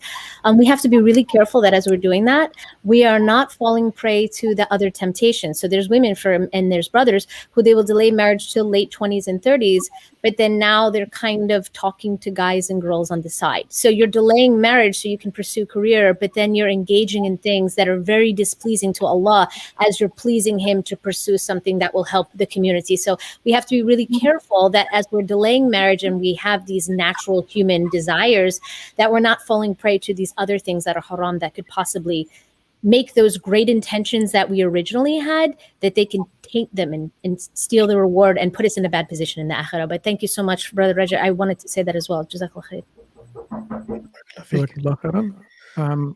khair. Sister Rabia. Is it okay if I say one more thing or about the... Okay, make it brief. Yeah, go ahead. Go ahead, yeah, Sister Badriya. Oh, okay, cool. So basically, yes. Can you hear me? Yeah. Yeah. Again, it's bad connection. Okay, we good. can hear you. Go ahead. So just the topic of like marriage and how we shouldn't delay. Okay, so the topic of marriage and how we shouldn't delay marriage. Yeah. I would say that sometimes when you go to people to ask them about marriage, to speak about marriage to them, like for example, like the elders of the community, and they would ask you sometimes, okay, why do you want to get married? Like what? Like they act like you're asking them for something, like you want to commit a sin or something. And I like meaning, I'm saying I'm asking you to help me towards a sunnah, basically, which is something that's going to increase my faith. But I think we've made marriage something kind of like heavy and something like a huge responsibility when it's actually meant to like in you, and it's a big responsibility, but it comes with big reward, because anything that is more like you struggle more for, you get more reward for it from Allah. So I feel like when you go to people and they say things like, okay, they start questioning your intentions, like, okay, like for what reason, I feel like that puts me off a bit sometimes. Like I'm just like, what, am I committing a crime for asking about marriage, wanting to speak about marriage? Like seriously, it's just I want to expand my portfolio with Allah. Like I want to do more good deeds. I want to do like get involved in more, charity, marriage, everything, so that Allah is pleased with me. How do I know which deed Allah is going to accept from me? I don't know. So I have to do as much good as possible, right? So I'm going to go down marriage that route, because that can weigh very heavily on the good deeds on the scale, on that side of the scale, on the day of judgment. So I'm gonna go for it, inshallah. But it's just about people and their response to you when you speak about marriage, and they say, you know what, focus on yourself. And I'm like, okay, this is me focusing on myself. I want to pursue something for the sake of Allah. This is going to increase me, inshallah. So sorry, please, can you just refute those people, inshallah? Yes, so I can elaborate on this point. You're right that sometimes the elders in the community might say, first finish the degree that you are doing, or make a career first, or you have to be a certain age, you're not mature enough. This kind of a thing can happen, but this is all cultural understanding, and this does not belong to our deen, as all of the speakers have elaborated. So you're right, we have this issue that we tend to say, okay, and especially to the boys too, we say that first complete this and this. For example, somebody's becoming a doctor, that takes him for example, years. And until the guy is 32, 33, we tell him, do not get married. So this is wrong, this is not correct. What you are thinking is actually, you're on the right track, and as all the speakers have said. So yes, this is a very cultural thing. And this happens because, we think that our children have to be independent. And I don't understand what this term really means, being independent, that first you're independent, you're economically stable, and then you get married. And that's the wrong notion. That's the wrong understanding for that. And you're very right about that. I just want to say, keep working on your elders. Yeah. Badriya. That's what you need to do.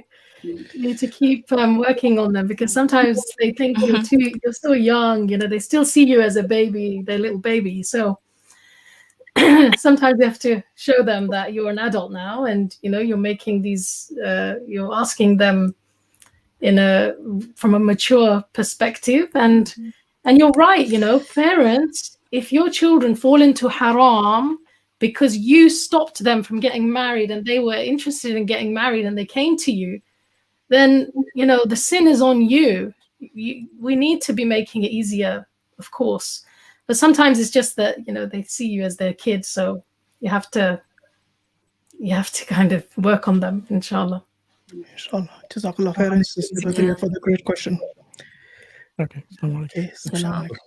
Just very quickly, I was going to say, alhamdulillah, that's a great point. And one other point to sort of very quickly point out is that I've seen this trend in other communities, especially from the Indian subcontinent, non-Muslim communities, where they have taken this idea of education to the extreme.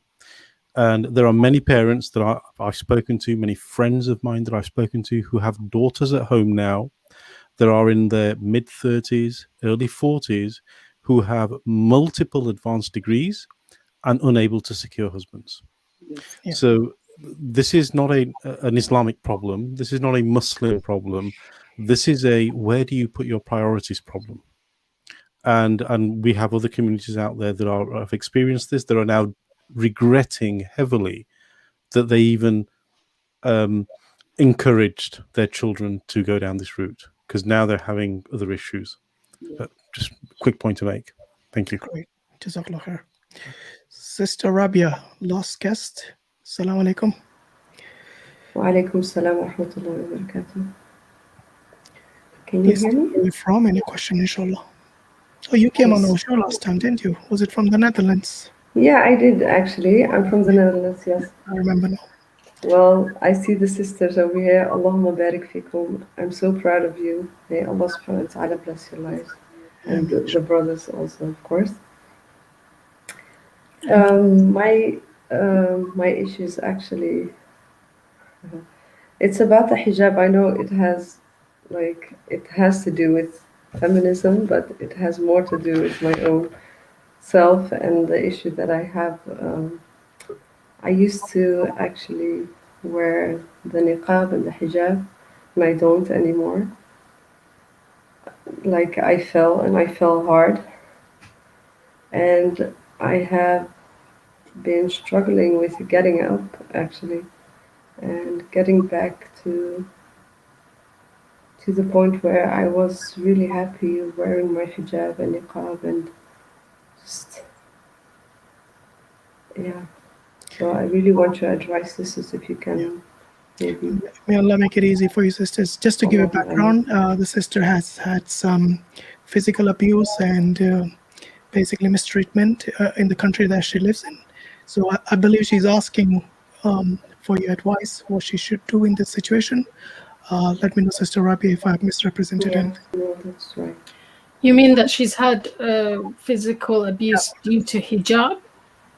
Yeah, I was actually at the Not time. from a family, but from people. No, not from family.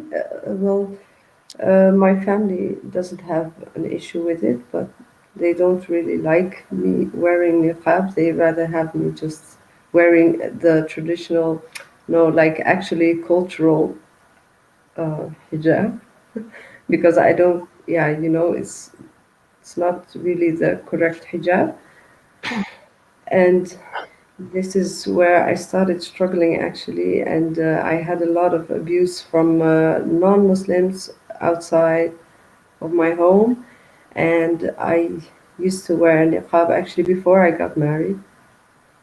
And at the time when I got married, yeah, my husband was at work, so I had to do a lot of things by myself outside, and yeah, so I had a lot of problems then.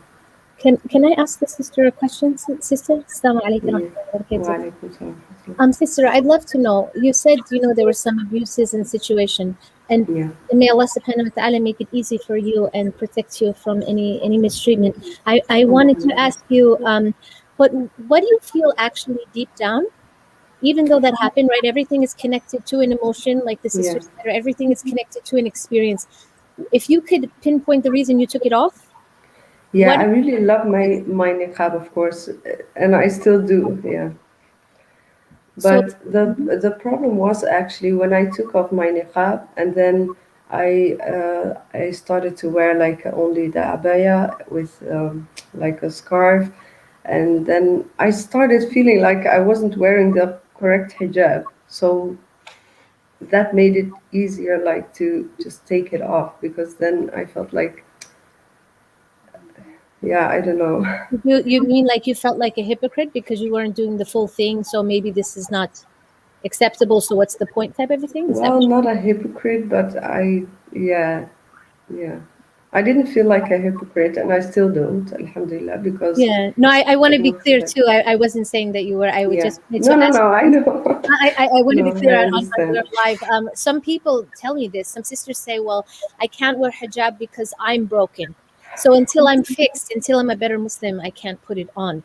And the thing is, Allah subhanahu wa ta'ala, like perfection is not a requirement for hijab. Yeah. Some people think, they have to get to a certain level, and then I hear that argument. So I wasn't sure, and that's what I was asking. I was just trying to connect the idea of why you took it off and what keeps it off for you. No, well, at work, at a job I had, so I started working after I got divorced.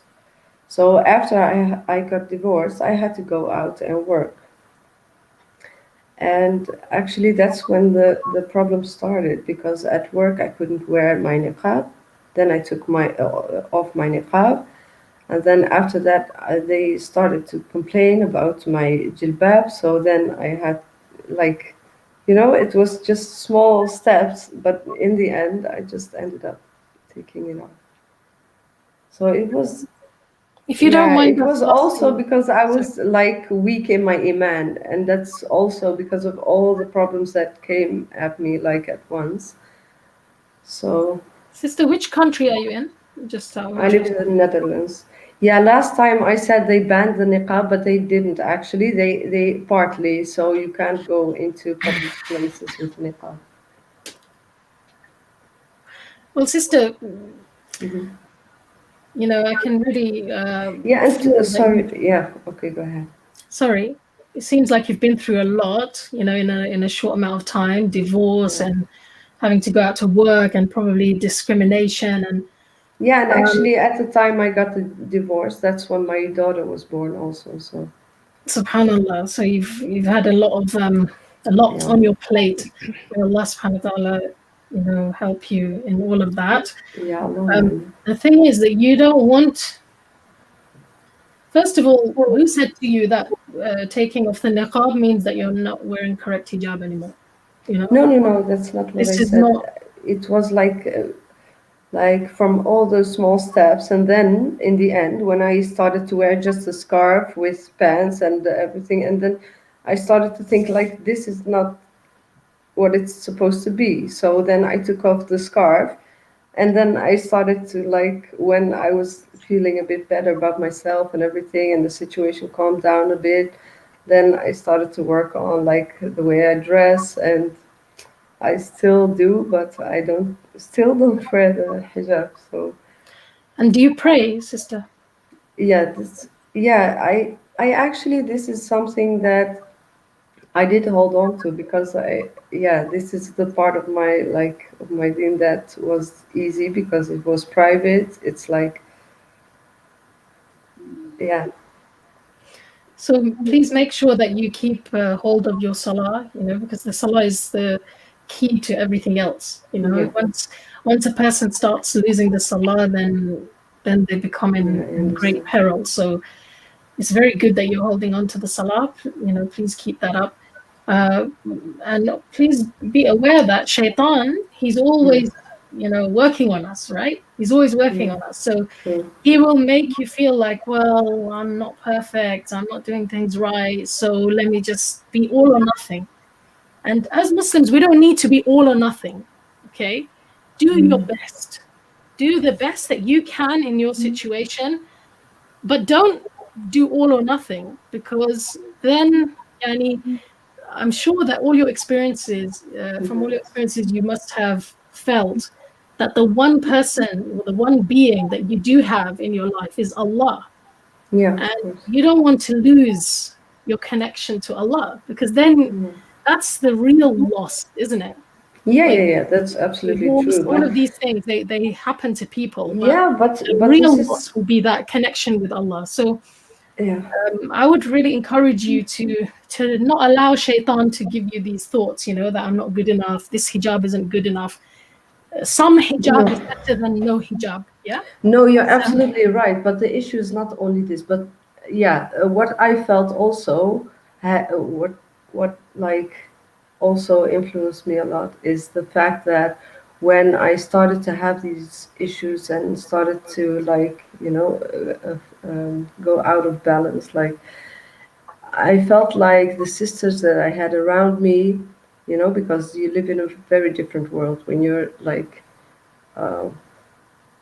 when you're practicing, and it's like you have all these sisters around you, and they are so, you know, they're supporting you and everything. But when I actually needed them, there was no one there. So this was also a big. Maybe sister, you would like to take the contact of one of the ustadhas, maybe keep in touch with them, and maybe, you know, sometimes when you speak heart to heart in private instead of being on a stream, it's easier that way, you know, because the shaitan is always there, like Ustadhah Fatima said. I don't mind, because there's maybe other sisters Oh, Yeah. sorry, but maybe there's other sisters here listening, or that go through the same things, and maybe they don't want to speak out or anything like that. But I'm not ashamed of my situation. I just want some advice so I can better myself, inshallah. So, sister, if I can say something, it's very natural that when people go through hardship, especially divorce, our ulama have said about divorce that it is kind of hurts like, someone has passed away. So this is real. The pain is real. And this is my experience with many women that I come across, that when difficulties like this, especially coming from other people, a spouse, the people around you, your friends, your family comes in, the spirituality gets affected and the spirituality goes down. So what you're feeling is not abnormal. It's not something that other people have not felt. So don't blame yourself too much about it. It's okay to No, I don't, alhamdulillah. Yeah, and people do feel like that. Their spirituality does get affected, but that's a stage. After you pass through that stage, Sister Fatima is saying, and Sister Mindful Muslimah is saying that keep your struggles up. You will enter into a stage that you will accept, and you will think this, yes, but for that you need a group of people who support you. So a good thing will be to maybe find a group that can help you. The story of the people of the Kahf, right? What was when their iman was being tested? What did Allah Subhanahu wa Taala teach them? Find a group that supports your iman. So maybe you can hang around with people and find people, maybe online, maybe in that manner. If there are groups in that manner who will support you in that. And things like that. So then inshallah, but for the hijab, I might say that Islam gives us the guideline. Islam does not tell us that everyone has to wear a jilbab. Jilbab is one way. So what I don't mean. I'm sorry if I maybe misspoke, but I don't mean like only wearing jilbab is the right hijab. But there's a lot of different ways to wear hijab. Yes. So I just actually stepped away from all of these things, and I started to wear really this was not the correct hijab. So no, sister, it's okay. See, you went through such a hard time, and you felt low. You felt spiritually low. It happens. It happens to all of us, and don't feel bad about that. It's okay. Yeah. So, but and the strange thing is.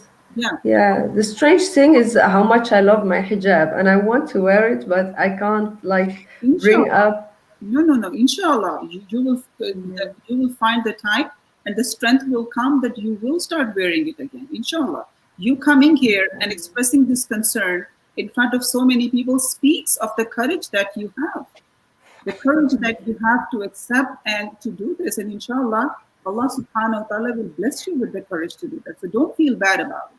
Don't feel bad. Just do your best, and try to do. Maybe when these things happen, small steps at a time. Take small steps at a time. Maybe add one thing, then another thing, then another thing, right? And I would say in this situation, most importantly, and I think this is one of the things maybe from this platform we can say is that, and I'm a big proponent of that, we need to have some kind of support groups for our women too. As Sister Mindful Muslimah is saying, Sister Fatima is saying, we need to listen. But we need some kind of platforms where we can come together and do this kind of a thing. Yes, absolutely. I'm very actively involved with the Unitarian Church because of the university. We have exchanges with them. And one thing that I noticed over there is so many people join those places because of the support groups that they have.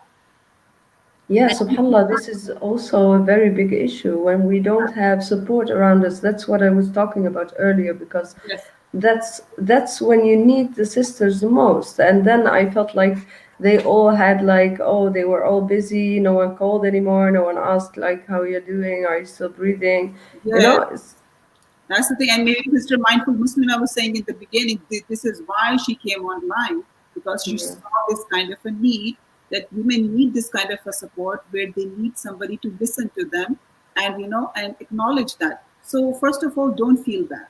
Don't feel bad about that. But yes, you're right that, the courage is there, and we will get to that point. But temporarily, when hardship comes, our spirituality does go down.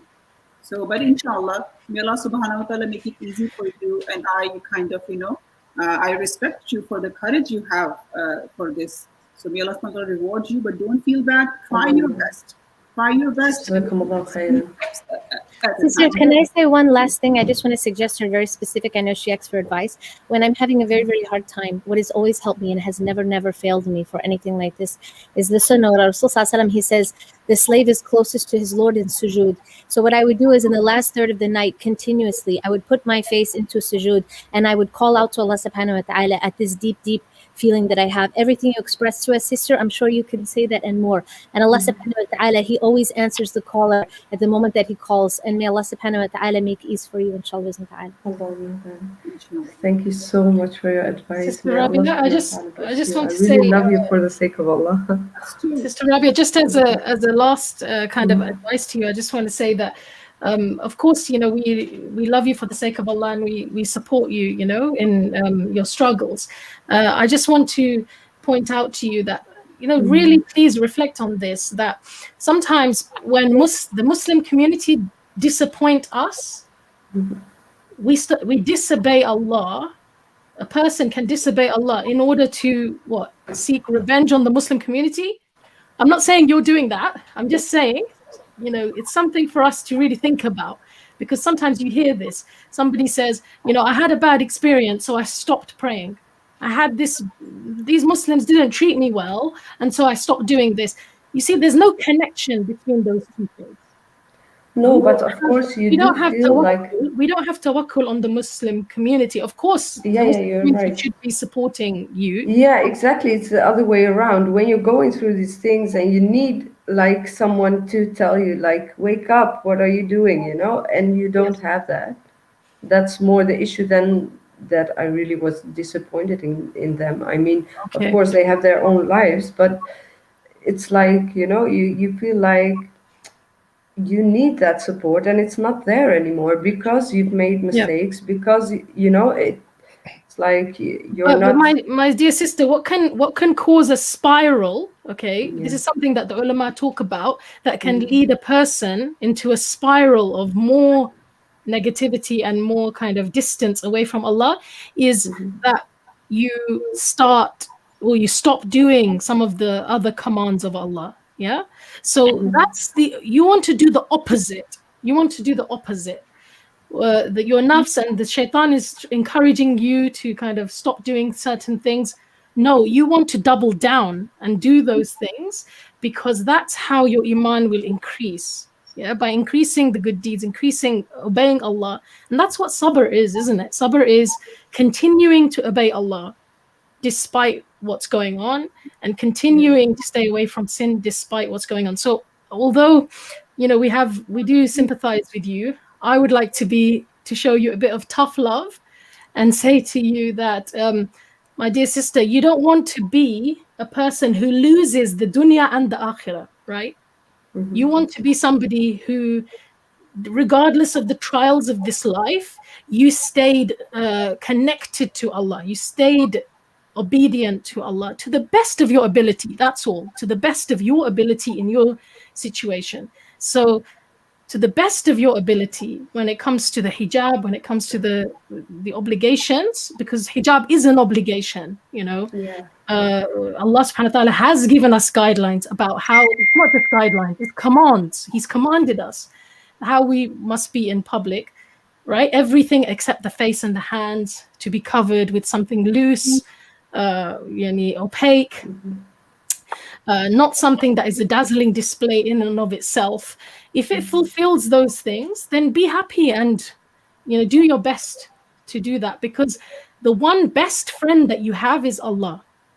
And so in trying to appease other people, if you break that bond, then what do you have? What do you have left, I'm trying to make it stronger, because of course I'm just giving you a bit of so I know. I hope you don't get offended. Barakallahu feek, jazakallahu khairan for your advice. I appreciate it so much. Thank you so much. And inshallah, I can get in contact with someone. If you connect us with dawahwise@gmail.com, and we'll get you all these contact details for the sisters or support group, Okay, inshallah. Jazakallah Okay, khairan, inshallah. thank you for coming along in this free case. Assalamu alaikum wa Inshallah. We really need to come to a close now. I mean, I do really appreciate that you've been sitting there for more than 3.5 hours away from your family and so on. So, Jazakumullah khairan.